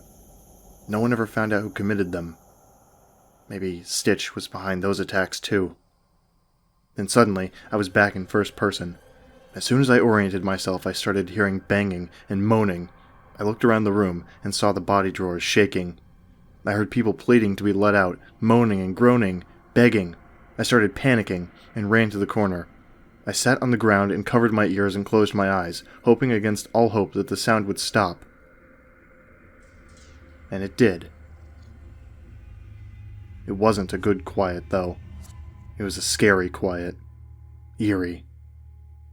The quiet went on for what felt like forever, until the loud groaning sound from the field started again. I walked to the sliding door, trying to find a way to escape it again. I opened the door, but couldn't see anything. My eyes were still adjusting to the darkness in the hall. Once they did, I saw Stitch standing at the end of the hallway. You could only see one of his arms. He took a step forward, and then I could see him holding his chains behind his back. Are you trying to hide? Stitch asked. Where am I? I asked. We are inside your memories. He replied. Why? I want to ruin your best memories. I feed off fear and anger. I killed the animals and turned the sky gray. Now look behind you and feel more fear, Stitch said. All of a sudden, there was the stench of rotten flesh and blood in the air. I turned around slowly. As I turned around, I slipped and hit my head on one of the counters. I put my hand on my head to ease the pain and closed my eyes. When I opened them again, I looked at my hands and they were covered in blood. I looked around the rest of the room and the floor was flooded with blood. Papers covered the floor. I looked at the body drawers and saw all of them were open. The dead bodies inside them were sitting up on their metal beds, smiling, with dead eyes and pale skin. One had a gunshot wound on his head, with crusted blood around the edges. Another had his throat slit. Another was severely burned. His skin was blackened. Their smiles were still and frozen like mannequins. I turned back to look at Stitch again. His arm was still bent back. Meet my latest victim, courtesy of you. He grabbed his chains with both of his hands. He jerked someone roughly. As the mystery person went flying through the air, Stitch jerks him back by the neck even more roughly than before. It yelped and cried in pain. He landed right in front of Stitch. There was a chain around his neck. It could have come off, but there were spikes driven into his neck, keeping them in place. The holes in his neck kept oozing blood. His legs were broken off at the knee. His femur was sticking out. Skin and muscle were all torn, still bleeding. From his bottom lip to halfway down his neck, the skin was gone. The muscle was disturbingly red, bloody. It made me want to puke. It seemed like every pore in his body had blood oozing out of it. He was so beat up. Some of his teeth were missing. His hair was torn out in chunks. His arms and chest had gruesome scratches all over them. His eyelids were missing. His eyes were dried and shriveled. There were chunks of his face missing, along with the rest of his body. You know who I am, Stitch's victim said. No, I don't, I said quietly, scared. Yes, you do. You watched me get taken away. Repetitive routine, He said. Then it hit me. I recognized his short, dark brown hair with its slight curl. I felt a fit of tears coming and held them back. Suddenly, repetitive routine came loose and started bounding towards me. He ran on his fists like an ape. While he ran, he screamed, blood-curdling screams. Terrified, I stumbled back and ran as fast as I could to the corner of the morgue-like room. I slammed the door, and as soon as the sound rang through my ears, I woke up. Or at least, I thought I did. You need to wake up, Brian. It's time to have breakfast, A voice said. I found myself in my childhood bedroom, cuddled up in my Scooby-Doo sheets. I rolled over and saw my mom watching me. Before I could answer her, Stitch came up behind her. He loomed over her. He was wearing a blue button-up shirt with slacks. He put his hand over her shoulder. She put hers over his. Hey, honey, I'm just trying to wake up Brian, she said. Wake up, son, Stitch said. Stitch was playing the part of my dad. But my mom couldn't even tell that my dad wasn't there. She couldn't tell what was coming for her.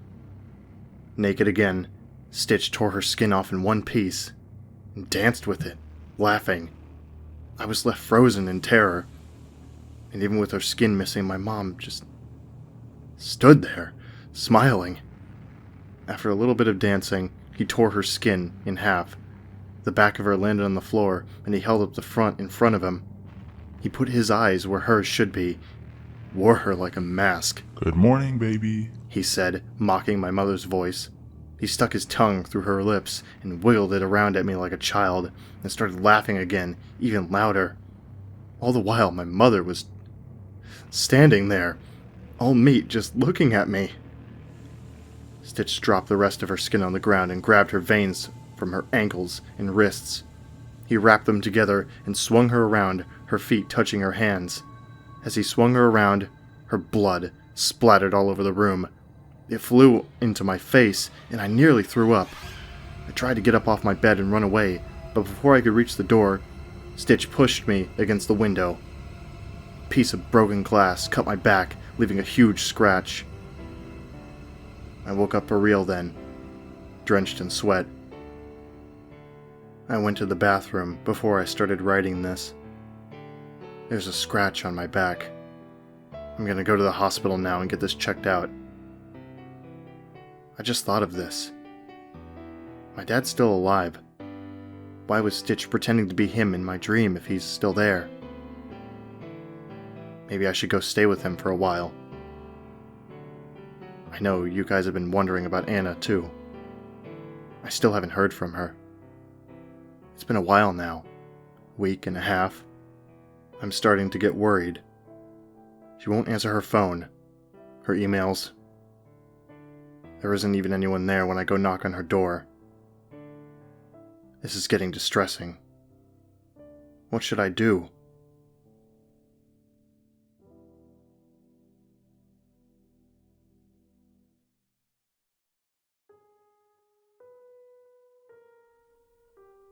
Anna is gone.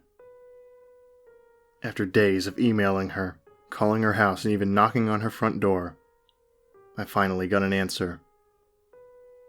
I went over to her house today. Her car wasn't in her driveway.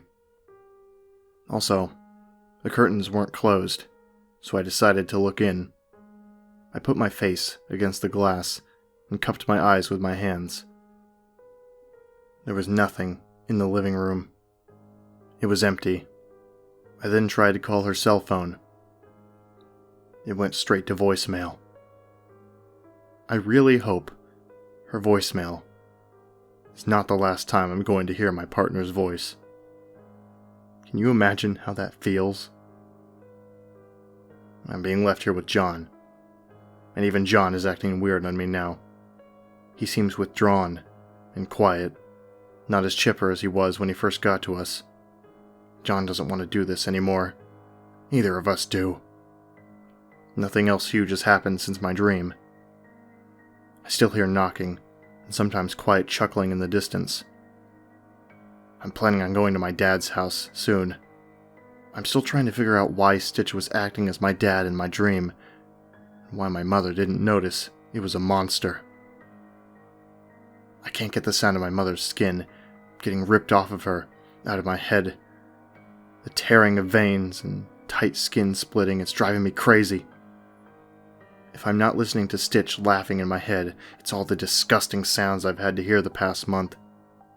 Bones breaking, skin ripping, guts getting thrown around, repetitive routines, screams. It's always the same with gruesome sounds like that. Someone getting their neck slit, someone smacking their head on the pavement after getting hit by a car, someone gurgling in their own blood after having their face bashed in. The sound is always much worse than the image, and the sound is going to stick with you for your whole life. It's going to haunt you. I'll keep in touch.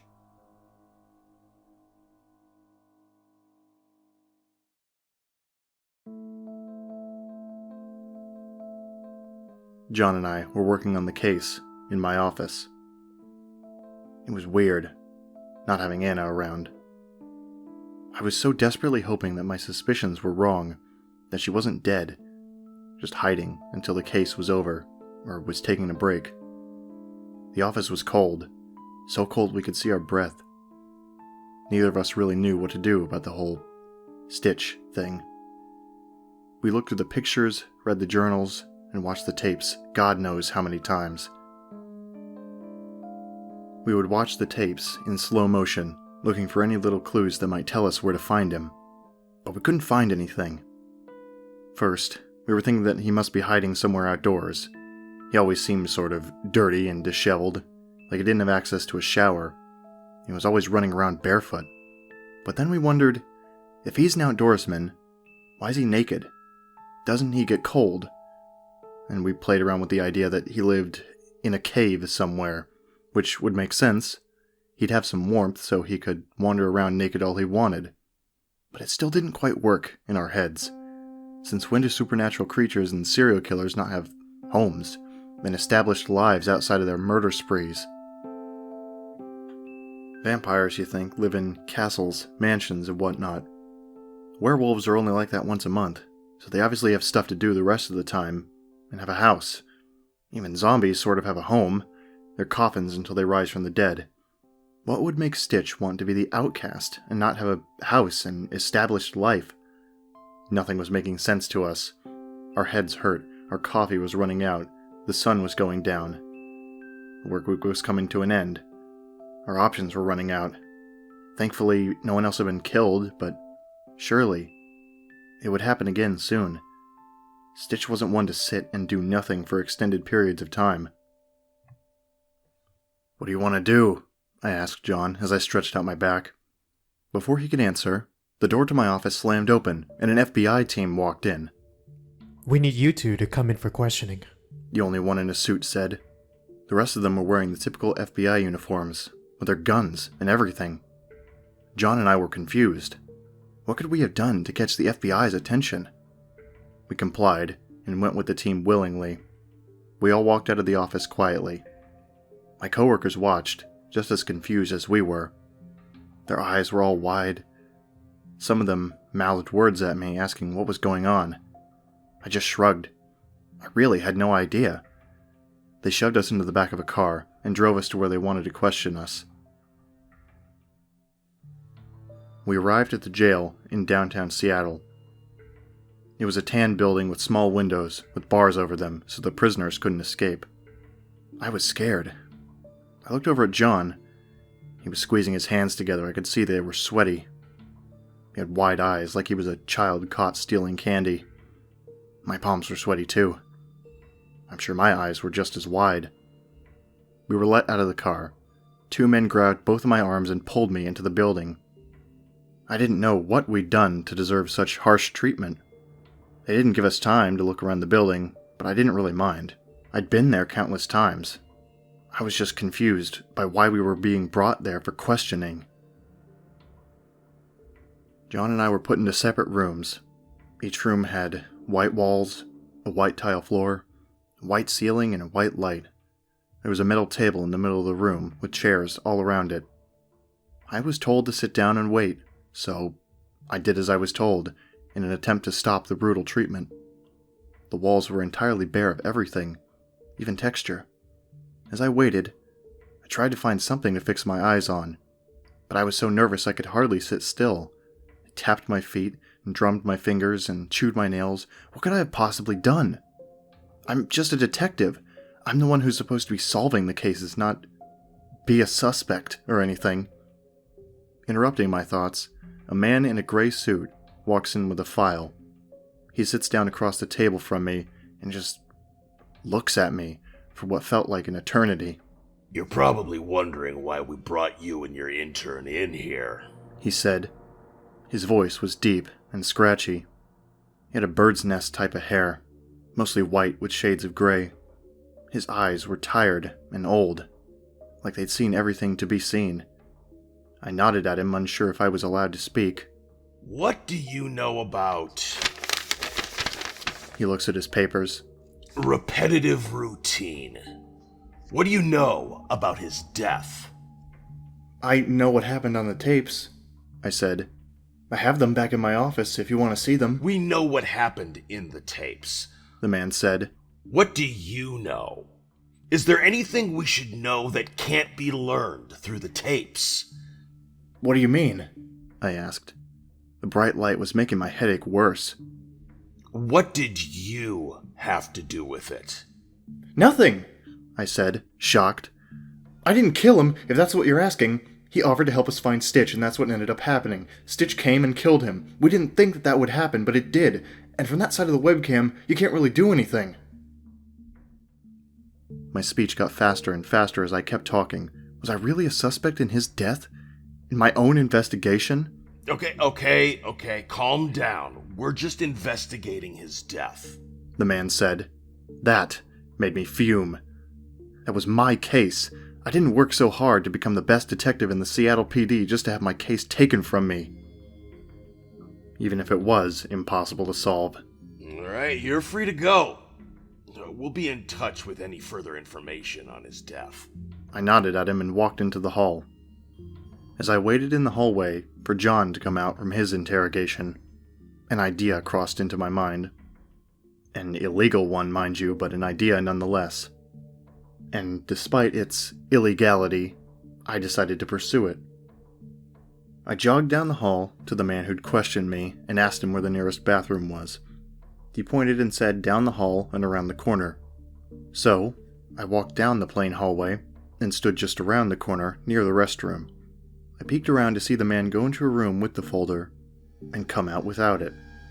When the coast was clear, I snuck into the room, quietly so no one would hear. The room was dark and dank, with file folders covering all the walls. The files were organized in alphabetical order, so I found the J drawer and searched for my file. At last, I found it. Johnson Ryan. I opened it and found a small notebook. Flipping through it, the pages were covered in notes. I smiled to myself. Suddenly, I heard the door open, so I stuffed the notebook into my jacket and closed the drawer quickly and silently. A woman with sharp features and a stern expression walked in. She immediately asked what I was doing there. I was looking for the bathroom, I said. She again told me it was down the hall and around the corner. I said thank you and walked out of the room, and later found John waiting at the end of the hall by the rooms we'd been questioned in. I swiftly walked to him and gestured for him to follow me quickly. We stepped out of the building into the crisp Seattle air. I kept walking until we were a good distance away from the building. Then I pulled the journal out of my pocket and showed it to John. He looked at me with concern. Did you steal that? He asked. I nodded, but didn't care that he was worried. We were already in trouble. I flipped to the first page. It talked about how we were suspects in RepetitiveRoutine's murder. John Freeman and Ryan Johnson, present at time of crime, could have orchestrated it in ploy to solve a serial killer case. Follow after questioning. That made both of us nervous. We looked around as soon as we read that, looking for suspicious cars. Cars of different colors and models whizzed around us, but nothing was standing still, watching us. We felt small raindrops start to hit our heads and neck, so we started walking as fast as we could to the office. The rain started to really pour and get us soaking wet before we reached our cars. I was thinking we should go up to Anna's parents' house. She might be staying with them, I told John. Let's go now, he said. Why not? The sooner we find her, the sooner we can let our minds rest. I agreed with him, and we both piled into my car. It was getting dark as I pulled out into traffic, and eventually onto the freeway. The clouds were ominous, and were a dark gray. The rain was pounding on my car. John and I were silent the whole time. Neither of us knew what to say. We didn't know what we were going to find. But both of us were praying to whatever God was out there that we would find Anna alive. A couple hours went by. The weather kept getting worse and the sun kept getting further down until it was pitch black outside. That's when I felt a bump, and then it got really hard to drive all of a sudden. I pulled over to the side of the road and jumped out of my car. The front left tire was completely flat. Great! I nearly screamed. Just awesome! John got out of the car and looked at the wheel. I ran my hand through my messy hair and sighed. It was already getting late and I didn't want to deal with this, especially given the situation. What if Stitch found us? I shoved those thoughts aside, tried to focus on fixing the wheel. I opened my trunk and found my spare wheel, but only a spare wheel. All my tools to fix it were gone. Nowhere to be found. How was I supposed to fix my stupid tire without tools? I nearly screamed again. I shut my trunk, leaned against the driver's side door, and waited for someone to drive by and help. You okay? John asked after a while. We were both standing in the pouring rain, in the dark, in the middle of nowhere. Neither of us were happy. Our suits were soaked, our hair looked like we'd just taken a shower. It was late, we were tired, stressed out. Things just weren't looking good for us. "What do you think?" I said. I wasn't trying to sound rude, but I guess that was the vibe I put out because John scooted away from me a little bit and didn't say anything else for a while. We waited in the rain for half an hour before a car finally stopped to help us. A man and a young woman got out of the car. The lady had long brown hair and a braid down her back, and hippie-like clothing. She had a kind face and walked towards us with welcoming arms. "What happened?" she asked, sounding genuinely concerned. "Flat tire," John said. He sounded in a better mood than I was. Even if he had been acting strange lately, he was still more chipper than me. "We can't find Ryan's tools." "Oh, that's terrible," the woman said. "We have tools. Go help him change their tire, Josh." The man she was with was tall and extremely muscular to the point that it was kind of weird. He wore a plain white t-shirt and jeans. It didn't seem like he would be dating the woman he was with, if they were dating, that is. He nodded in her direction and went to the trunk of their black car. Shortly thereafter, he came back with the necessary tools and helped us change my tire. In just a few minutes, we were ready to go. "Thank you so much," I said. "This really means a lot." "Oh, no problem at all," the woman said, grinning. "Just one question, though. What's with the car with the two scary-looking men in it back there? They've just been sitting there the whole time." John and I looked back at the car, and then back at each other. Neither of us had noticed it until she pointed it out. It was sleek and black, nearly unnoticeable in the dark from that distance. I thought on my feet. "Oh, that's the FBI. We're detectives working on a case with them. It's nothing to worry about." It was something to worry about. "Interesting," the woman said. The man stood beside her silently the whole time they'd helped us. "Well, good luck with your case." "Thank you. And again, thank you so much for the help." I smiled at her, and John and I got back into my car, thoroughly soaking wet. "What should we do about them?" John said, pointing at the FBI car trailing us. "Just let them do whatever. There's nothing for us to hide. We didn't do what they think we did," I said. I started up the car and kept driving. John and I were silent the whole ride to Bellingham. The car kept trailing us all the way to Anna's parents' house. We tried acting like we didn't see them. We tried to act as natural as we could. It was hard, but we did as good a job as possible. Soon, we pulled up to Anna's parents' house. It was a small little house just outside the city. They owned a little ranch with 3 horses. They were neighing in the barn a little ways from the house. They sounded panicked, but I didn't know anything about horses, so for all I knew, that was what they sounded like all the time. John and I walked up to the front door of their shabby little house. Anna's car was sitting outside. It had frost on the windows and what looked like fresh mud on the tires. Maybe she had just come back.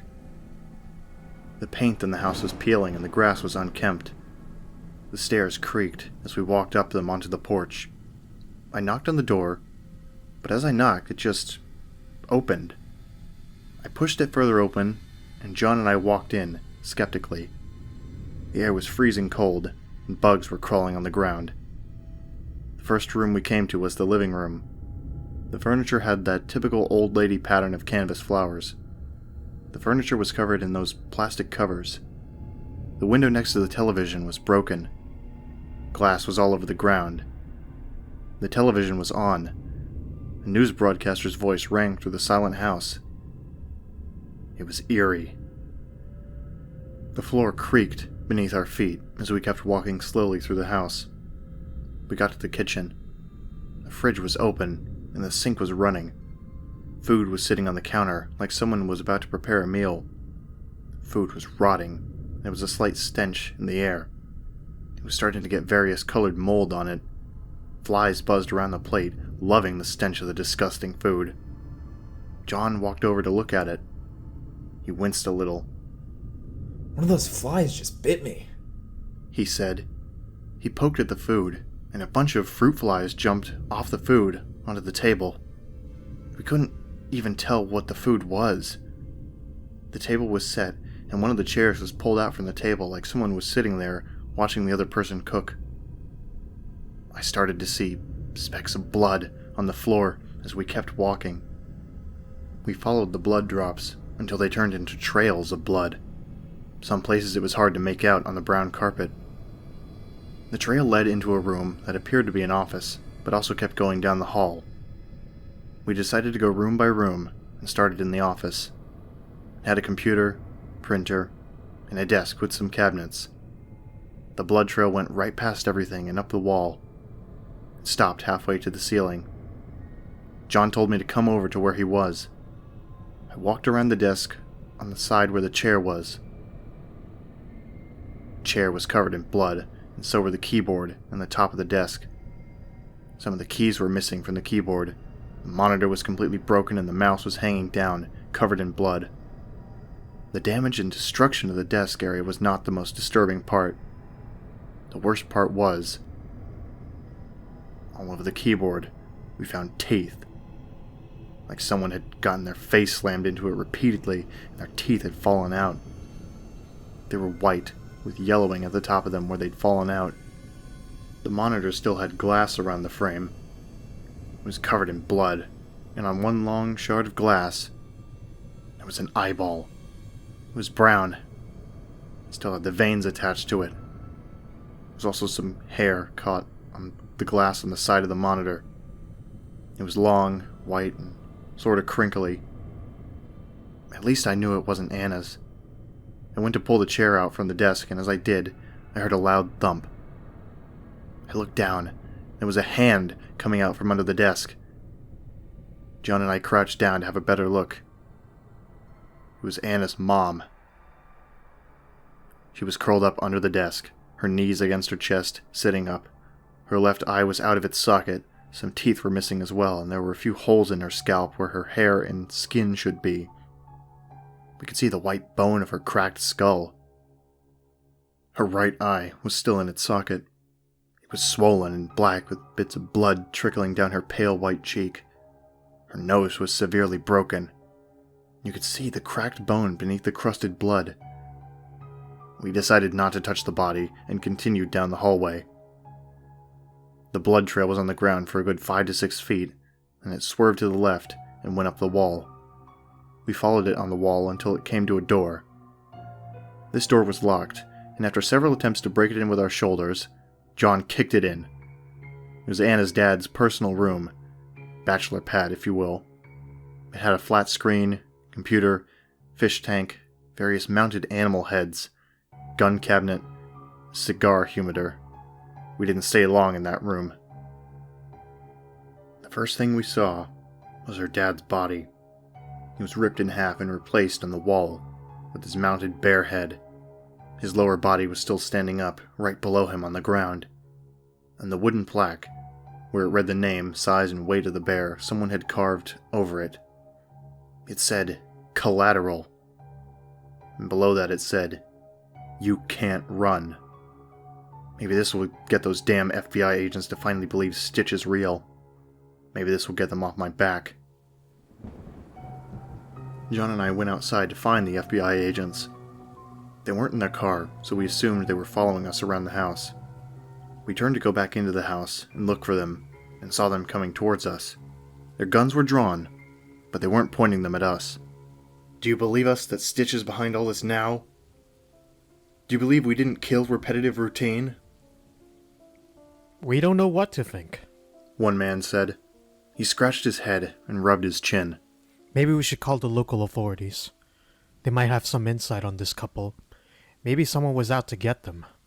We'll also call in more field agents. This might be beyond your control now. if what you're telling us is true. Didn't you see what was written on the plaque? It was Stitch! John said, getting flustered. Show us, the man said. We walked back into the house and tried not to look at the gore too much. We got to Anna's dad's room and showed them the plaque. They looked at the words carefully. Collateral, huh? The man said. Collateral for what? We're thinking he has my partner, Anna. She's been missing for a little while now. We don't know where she is. We definitely need to call the locals. We need all the help we can get. The second man pulled his phone out and dialed 911.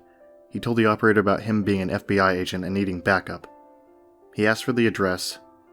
I gave it to him, and we waited for the police to arrive. Maybe we should go check on the horses, John said.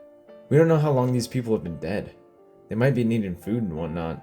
We all agreed and walked back out into the cold. It might have been dark and freezing cold out, but it was a nice change to the disgusting sights inside the house. I loved the open field that lay between the house and the neighboring house, although it did remind me of the dream I had a couple days ago. As we walked further into the field, my heart began to beat faster. I found myself staring into the woods that surrounded the property. I can still hear that loud groaning sound from my dream. I know it was just a dream, but it still made me nervous. We walked towards the barn, quietly. Part of me thought maybe Stitch was waiting for us. The barn was like a typical horse barn. Bred outside and stalls inside with open windows so the horses could get fresh air when they were inside. We opened the door, and it squeaked loudly.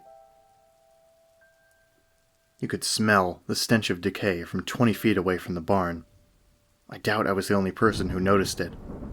All the straw and hay on the ground of the barn was damp and stuck to the bottom of our shoes. It felt gross beneath my feet. I almost slipped a couple of times. The horses were in the back of the barn, in the last 3 stalls. As we got closer, we noticed only 2 of them were alive, and they were just skin and bone. You could see every bone in their body, and their neighs sounded like they were in pain and scared. They could barely stand. Their legs were close to collapsing underneath them. As I checked them out, I noticed they had rope around their necks. Why would they have ropes around their necks? When we found the horses, 3 more policemen showed up. We were the closest officers to your location. We checked out the house and we called for more backup, though. One of the officers said, almost out of breath. Oh my God. What is that smell? He said. He put his hand over his nose and mouth. That's what we're here to find out, I said. I opened the stall where the 3rd horse should have been. I wish I didn't. The only thing left in there was the scalp of the horse. Its whole mane and the horse tail was on the ground. The tail had a giant chunk of meat at the end, still connected, where someone ripped it off the horse. Next to these things on the ground, there were 3 of its hooves. Jesus Christ, where did the other hoof go? Where did the body go? John yelled. We all walked away from the stall, and one of the FBI agents ordered another officer to take the 2 remaining horses out of the barn and take them to a veterinary clinic. As we opened the stall to one of the live horses, blood was everywhere, all over the horse's feet, its mouth, and in its hair. We couldn't see any wounds or anything on him, though. Around the food trough, there were flies flying around it. I walked closer and my nose started to burn. There was a lot of meat in the trough. Some of the meat was still connected to bones, but they didn't look like human bones. They were much too long, much larger than human bones. Joints were different. The horses had been eating the 3rd horse whose body we couldn't find. Who the fuck does this? I thought. Guys, I think I found the 3rd horse, I said, trying not to puke.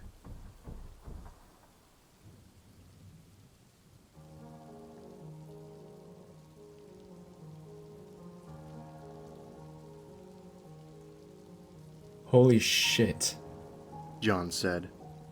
I'm gonna go back to my car and get some gloves. I'll bring some for everybody, I said as I walked away from the crime scene. I started walking across the field again. I was dragging my feet as I walked to try to get some of the hay off of my shoes. It was odd.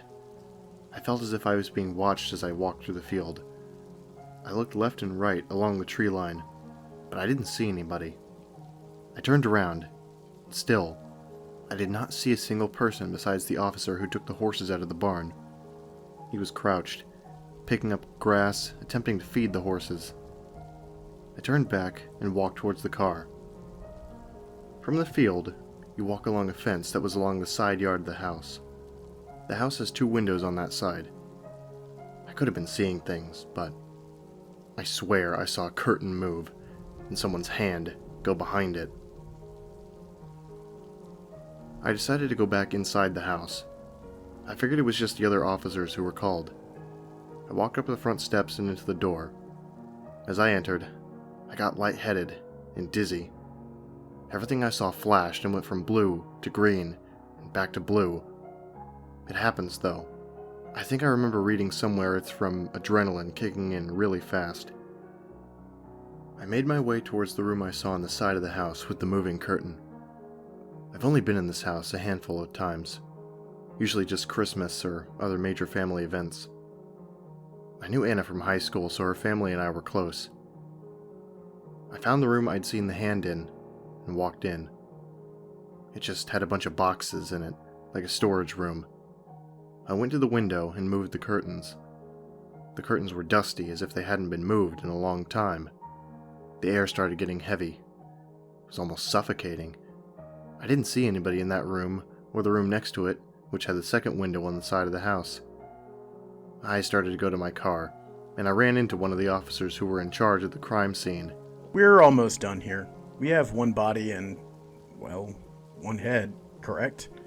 I mean, you were the first officer to enter the house, right? He asked. 1 body? No. There were 2 bodies, and there wasn't just a head. It was a whole body, and a body split in 2. The upper half is mounted, I said. Oh. We have the mounted body, but not a whole second body. There's a body mounted on the wall in the lower half beneath it, and a head outside. No second body, he assured me. I walked as fast as I could into the office. He wasn't lying. The body of Anna's mom was missing. Nobody took the body of the old woman out of here? None of your officers? I demanded. I was getting pretty mad. No, we just got here. Well, bodies don't just get up and walk away. Then where is the head you found? I asked, but I assumed it was the head of Anna's mom. You didn't see it? The officer asked. It's outside. Now, keep in mind, we did not touch it or move it or anything. We found it right where it is. I walked outside. There was a trail of brown, dried blood in the dirt path going to the gravel driveway. I followed it around the back of my car and along the driver's side. The head was sitting on my hood. Who the hell put it up there? There wasn't just a decapitated head when we first got here. I walked around to the front of my car. The head was facing that way. It was Anna's head. It was terrible. Every single one of her teeth were out of the gums, were shoved into her cheeks and forehead, and her eyes were missing. As usual when it comes to Stitch. I lost it right there. I got on my knees and began to cry. It was the first time I cried since I was a kid. The never-ending disappointment from my parents as a kid and the constant beating, I learned how to hold back my emotions at a young age. It felt good. It really did. My eyes burned and my chest hurt, but it was worth it. It felt like a sack of bricks were lifted off my chest and shoulders. I could think clearer. Did you know her? The officer behind me asked. She was my partner at the Seattle Police Department. I've known her most of my life, I said, trying to make out a clear sentence. Stitch is going to pay for this, I swore to myself. I got up off the ground and opened the driver's side door and popped my trunk. I grabbed a pair of disposable gloves from a box along with a pair for the other officers in the barn. I don't want to see that on my hood when I get back. And would you mind hosing down my car? I asked. Sure, I guess, he said. I turned to walk back to the barn, and just as I did, I heard a loud neigh from one of the horses. I quickly walked around the house and hopped the fence going into the pasture. I jogged over to the man who was with the horses. One of them was on the ground. "Is it dead?" I asked. Yeah, it passed. We're calling in some people to come take care of this one, though, if it's not too late. They should be here soon, he said. I walked back into the barn. Everybody else who I left in there were all standing in a circle. Everybody but John, who was sitting in a corner, sobbing. I walked to the back of the barn to see what everybody was looking at. There was the rest of Anna's body. Her upper torso in the middle, her legs and her right arm ripped off, laying feet away. She still had rope around her wrist and ankles. Stitch killed her just as the people in his village killed him. I definitely think he was trying to send a message by killing her the way that he did. "I'm gonna go, John. You want to come with me or catch a ride with the FBI?" "Don't leave me here with them," he said. I nodded at him and hopped into my car as fast as I could. John got in a minute later after telling the FBI we were leaving. I didn't think they would be following us now. I looked at the clock. 3 a.m. I yawned. I was getting really tired now that the gore wasn't fueling my adrenaline. We started driving out of Bellingham in silence once more. Both of us were exhausted. I put the radio on to try to keep us awake.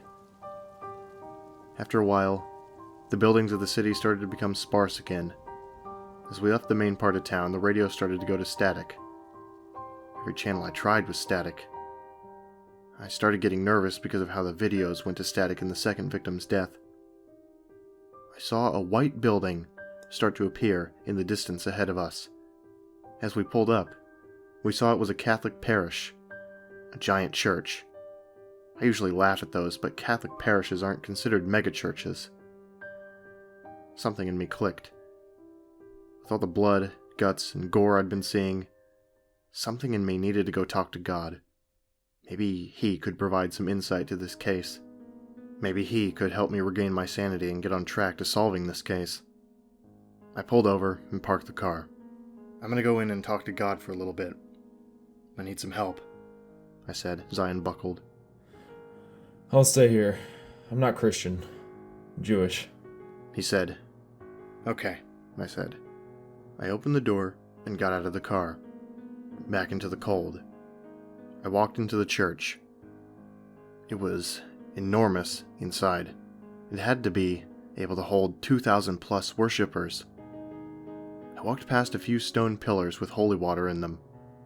Then I walked out of the lobby and into the worship area. There were candles lit all over the place. It shined on the stained glass and made Jesus' statue look really eerie. His crown of thorns created a shadow on his face, and the blood on his hands was black as night. I walked down the aisle between the pews. I walked down one, and kneeled on the ground in the middle. I put my hands together and set my forehead on them. "God," I started. I didn't really know what to say. "I need help.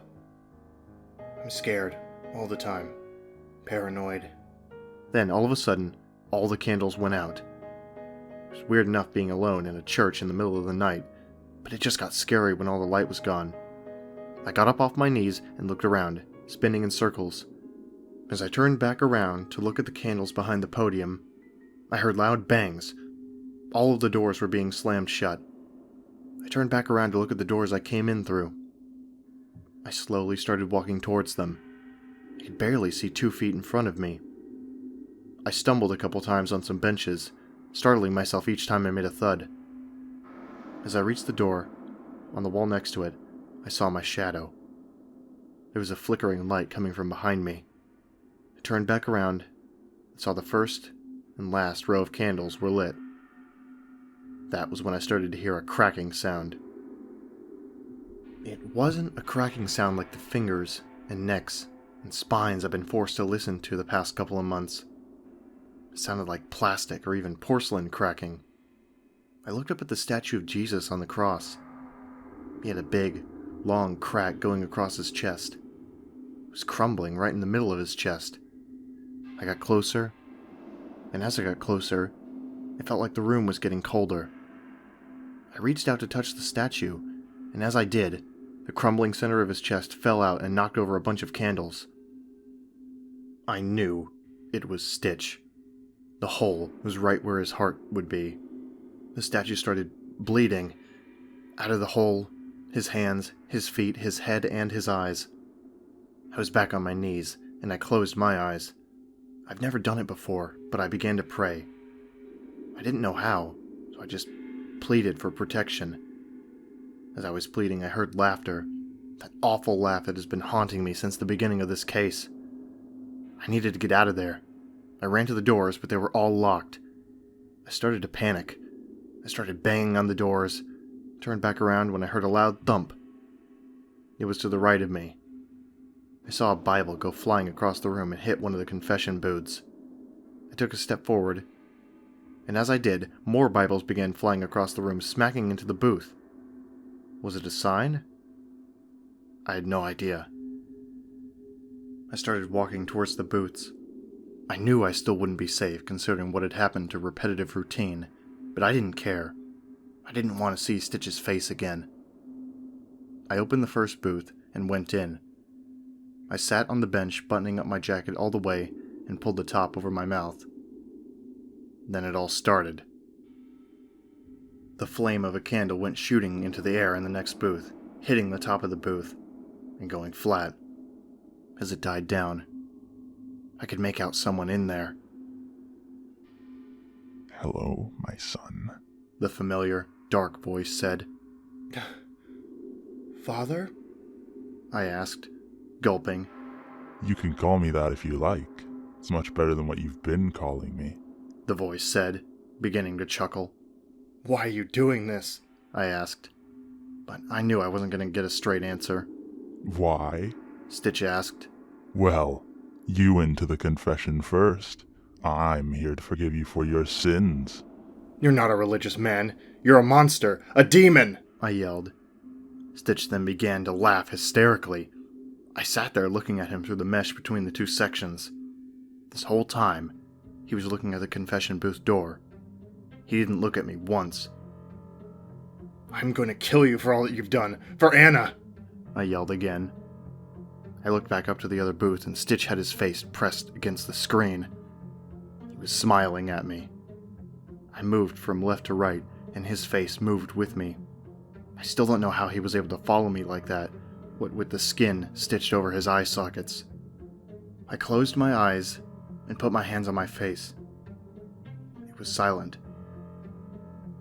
I could hear my own heartbeat. After a couple minutes, I looked back up. Stitch was gone. I sighed and ran my fingers through my hair. I sat back on the bench and just stared off. I can't remember what I was thinking about, but it was deep. All of a sudden, I heard a door open in the distance. Footsteps were getting closer and closer. They were fast-paced and small. I could tell it was a girl. "Is there anybody in the church?" she said.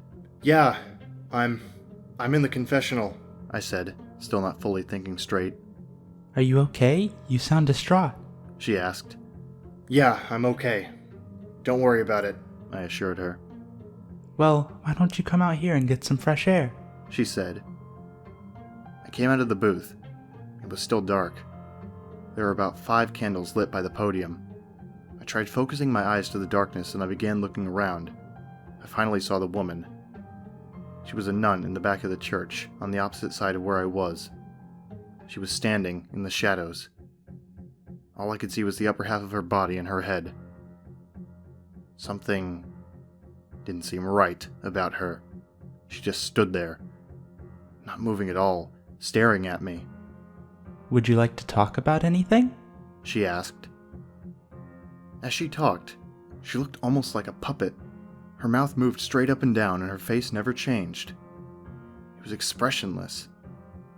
"Are you okay?" I asked. I wasn't sure about her. "What do you mean?" she asked, as she blinked. Again, She blinked and her face didn't change. It stayed stiff and plain. Her skin was extremely pale as the trimming on her habit. I felt sick. I decided I'd just go home before anything else happened. I'm gonna go now, I said while walking towards the door. The nun started moving. I could tell she wasn't walking. It was like she was bouncing, kind of. She stayed in the shadows, though, only showing her upper half. I don't trust you, I said. The nun started laughing. She had a high-pitched girl laugh that echoed. Halfway through her laugh, it started getting deeper. I knew it was Stitch now, but where was he? I see I can't fool you. His booming, dark voice echoed. Would you like to see my latest toy? As he said that, the nun started bouncing towards the candles. I walked backwards as she got closer to the podium. My back was almost against the door. She got into the light of the candle. I was horrified. Stitch was standing right behind her, and he also was wearing a habit. Not only was he wearing a habit, but he had a crown of thorns on his head. Looked like his arm was around her. This is one of my favorites, he said while laughing. He started humming. I saw what was going on. He started spinning around with the nun. He wasn't holding on to her at all. He had his left arm in her back, a big bloody hole in her back. His elbow was bent, as if his forearm and hand was in her head. He made her bounce like a child would make a Barbie doll bounce when they would pretend the Barbie was walking. As she bounced around, walking around the stage, her arms flailed in all different directions. Stitch repeatedly opened her mouth and closed it. I could hear her teeth slamming shut, even in the back where I was. It made my mouth hurt. He made her blink a couple of times, then he picked her up with both hands and slammed her on the ground. She was fun, but I'm done with her now, he said. I need a new thing to play with. He finished his sentence and I started looking around for a way out. I looked towards the statue of Jesus at the front of the room. Something about the statue was different than minutes before. I could see something in the chest. I squinted my eyes and got a little bit closer. I saw hands coming out of the hole in his chest. They were facing opposite directions. I started to get closer, and with each step, I could hear someone singing some sort of religious song. It wasn't in English, though, so I had no idea what they were saying. I started going up the steps towards the statue. I froze in terror at what I saw next. The hands started pulling apart the chest of the statue, and a head popped out. It was RepetitiveRoutine. I recognized his hair and his face from my dream. He didn't say anything. He just crawled out of the statue and fell to the ground on what was left of his legs. Landed right on his femur, and the cracking and snapping sound made me want to rip my ears off. He started pointing behind me. I didn't want to turn my back on him, but I couldn't help it. I turned around and saw Stitch standing right in front of a big stained glass window. He ripped off his habit and started to rub his chest. He rubbed from his chest around the burned cross on his chest, up his neck, onto his face. He started humming again, and as he hummed, the main door opened again. I turned around as fast as I could to run out. I took 2 steps, and then I heard bubbling. I looked up and saw the holy water was boiling. I didn't know what to do. I turned back around and saw Stitch running towards me full speed and yelling like a madman. I blacked out. I don't remember anything after that.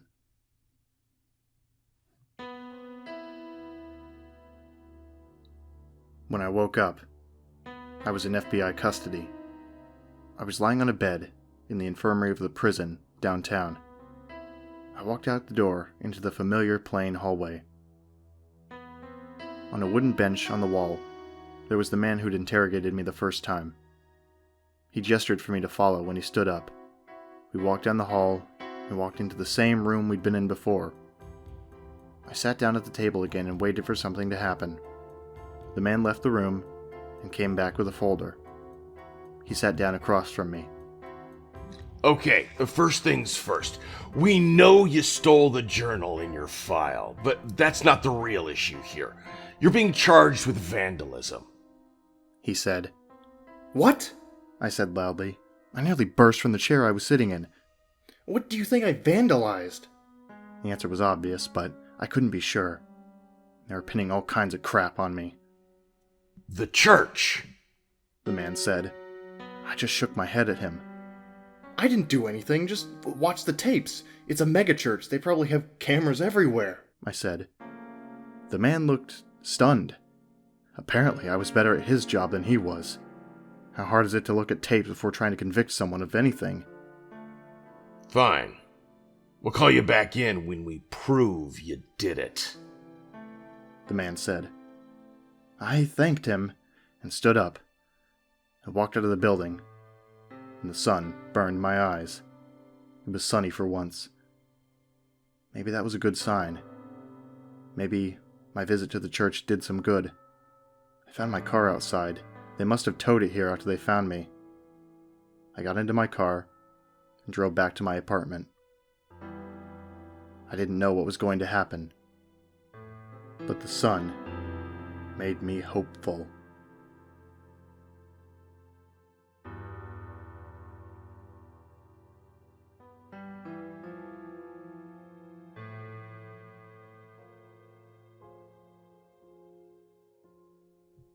I just wanted to update you on a few things. Well, I guess there isn't much to update. I haven't heard anything back from the FBI involving my charges of vandalism. I just hope they get the security tape from the camera that watches the main entrance to the church. They'll be able to see the boiling holy water and other things that happen that even they won't be able to explain. They'd have no choice but to drop the charges. At least I hope. Also, John and I haven't been talking, or even working together. He hasn't called or texted or emailed since that day. I don't even know what happened to him, considering I blacked out and woke up in the prison. Oh, and that's another thing. I blacked out right as Stitch started running towards me, dragging RepetitiveRoutine behind him. It wasn't a dream. It was real. I'm being charged with vandalism for it. But that's not what's confusing. What is confusing is why did Stitch not just kill me and end this? I don't understand. He had me cornered and alone. Does he like the attention? It's possible, I guess. I still can't get all the images of what we saw that day out of my head. That bastard fed the horse to the other two horses. Just left the horse's hooves there on the ground along with his tail and mane. We found Anna's head. Stitch impersonated Jesus while wearing a crown of thorns and a habit. I almost want to pass this case on to another detective, but I can't do that with good conscience. I'm not even allowed to, considering now that Anna's gone, I'm supposed to be the best detective here. We're so close, though. I know it. This will all be over soon.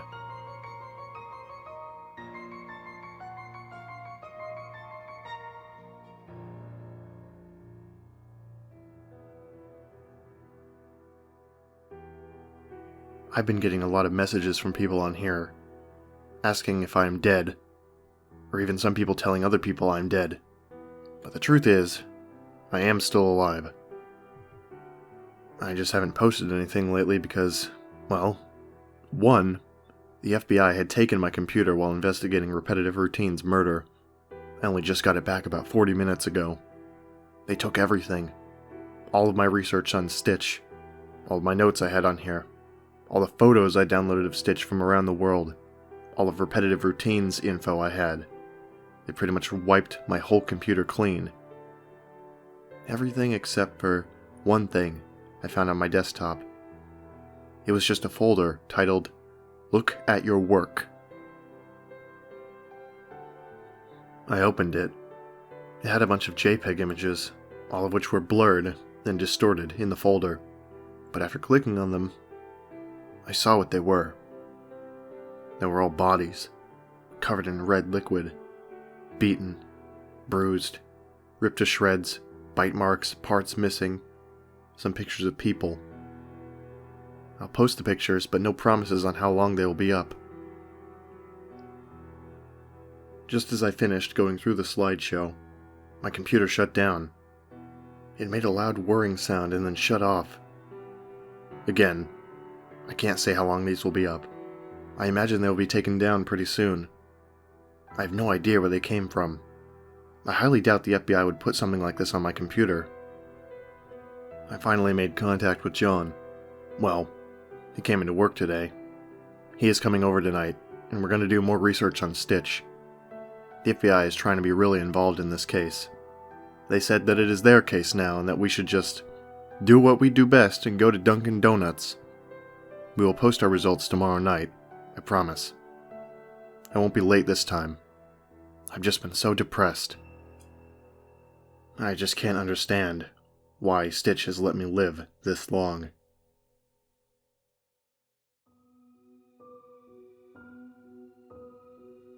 As you all know, I got my computer back from the FBI.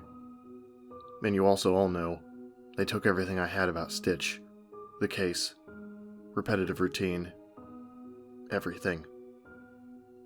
After my computer shut off when I looked through all those pictures, I turned it back on. I got past the loading screen and onto my desktop, but the wallpaper was different. Before, I had a picture, a Norwegian countryside, but then it was just black. I tried opening different programs, but nothing worked. Every now and then I would think I would see something in the wallpaper move. I just ignored it, wrote it off as my eyes playing tricks on me. The brain is extremely susceptible to tricks. Considering how exhausted and tired I've been lately, I figured my mind was just too weak to avoid the tricks. I began to get frustrated, so I got up to go get some water. I walked back from my kitchen, and I saw a face on my computer screen. It was repetitive routine. I sat down at my computer and just stared at him. He stared back. He began talking. "Hello, Ryan," he said. "What do you want?" I asked. I understand replying to him so casually might sound crazy to you people. It even sounded crazy to me. But I did it anyway.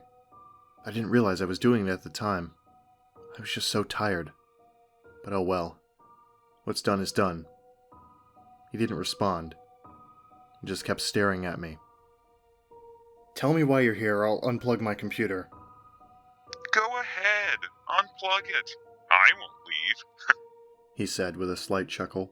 "Why do you keep informing these readers about this? Do they really need to know about Stitch and I?" "I'm informing them because maybe someone can help me catch him. Kill him, maybe. Kill you now, too. There's no way we can take him alive. He doesn't have any weaknesses. I've seen him get stabbed twice. He even ripped out his own rib from his chest and laughed it off," I yelled. "Everything has a weakness. You just have to look hard enough." As he said that, I heard chains clanking. I knew Stitch was there. I got up and walked away from my computer, and as I walked away, I heard Stitch in the background. "Where are you going, Ryan? I just got here. That's not very friendly," he yelled, while in his demonic, booming, low voice, laughing hysterically. "Did I scare you?" I came back to my computer and sat in my chair again. Stitch was staring at me now, and repetitive routine was behind him, pinned against a wall or something in midair. He had a giant spike right through his neck, holding him in place. He was grabbing at it and struggling to get it off. I could see his femurs and kneecaps. Below his knees were gone, and skin, meat, and bones were left hanging and sticking out there, still fresh. The spikes on either side of his neck, holding his chains like a dog collar and leash, were still on. And Stitch, the cross burned into his chest from the holy water, was still there. His rotting teeth, his broken, crooked nose, and the dirty skin sewn over his eyes. I almost puked just from looking at him. "I'm going to kill you, you know," I said. "I'm close." "I could have killed you 6 times already, Ryan," he said. "Why didn't you?" I asked. "Do you want to know the truth?" he asked, laughing. I nodded, hesitantly. "You bring people fear. I thank you for that. It makes me stronger, makes them weaker. I can smell people. I can smell them in California, Canada, Germany, England, Florida, and I am coming for them all, every last one of them, and I have you to thank for all these new toys." he said, while rubbing his face and neck with his disgusting hands and smiling. "I'm going to kill you first. Killing you is the only thing I have to live for now." I yelled at him. I unplugged my computer. I just turned it back on to write this. That's where I am now. It's 4 hours later. I killed John. I told him to come over to do more research, and I shot him. I ruined his life, bringing him into this case. There was no way he was going to be able to live without the fear and depression this has caused him. That I have caused him. I'm looking at his body right now, through my terrified and guilt-ridden tears. I can't take this anymore. There's blood everywhere, splattered on the wall from where the bullet left his skull. He's laying in a pool of his own blood. It's drying now, crusting to my floor. There's an entry wound right in the middle of his forehead. The blood around it is bright red against his now dead pale skin. What have I done? There's a family picture on the wall, from when I was about 5 years old. There's blood on it too. He sat down on my couch. There's blood on that too. And then I just pulled the gun out right in front of him, put it right on his forehead. He started crying, and we both were yelling. "No, Ryan. Please don't do this," he yelled at me. "I'm sorry, John. I'm so sorry," I said, sobbing. He dropped to his knees and begged me not to do anything I'd regret. He grabbed onto my shirt and looked up at me. He was sobbing as much as I was. "Please, Ryan. Don't do this." He wept. "I'm sorry," I kept repeating. He let go of my shirt and looked up at me again. "Ryan?" he asked. Am I going to be okay?" I hesitated before I said, "Yes." Tears kept streaming down my face. My hands were shaking and I couldn't stop crying. "Do you promise?" he asked. "Yes, I promise," I replied. I wiped the tears off my face, looked down at him, and wiped a few off his face. Can you tell my mom I love her?" I nodded at him. "Yes," I said. My voice was shaking too. I looked at him through my tears. As our eyes met, I shot him straight through his forehead. He fell to the ground. His eyes are still open, staring at me hours later. They're so dead and empty. I watched the life drain out of them. It didn't bring me the release of guilt I thought it would. Now they're just staring at me, scolding me almost. There's no life in them now. I'm just pale and empty, unmoving, disturbing. His mouth is open too, with a little bit of blood dripping out of the corner. And now I'm going to kill myself.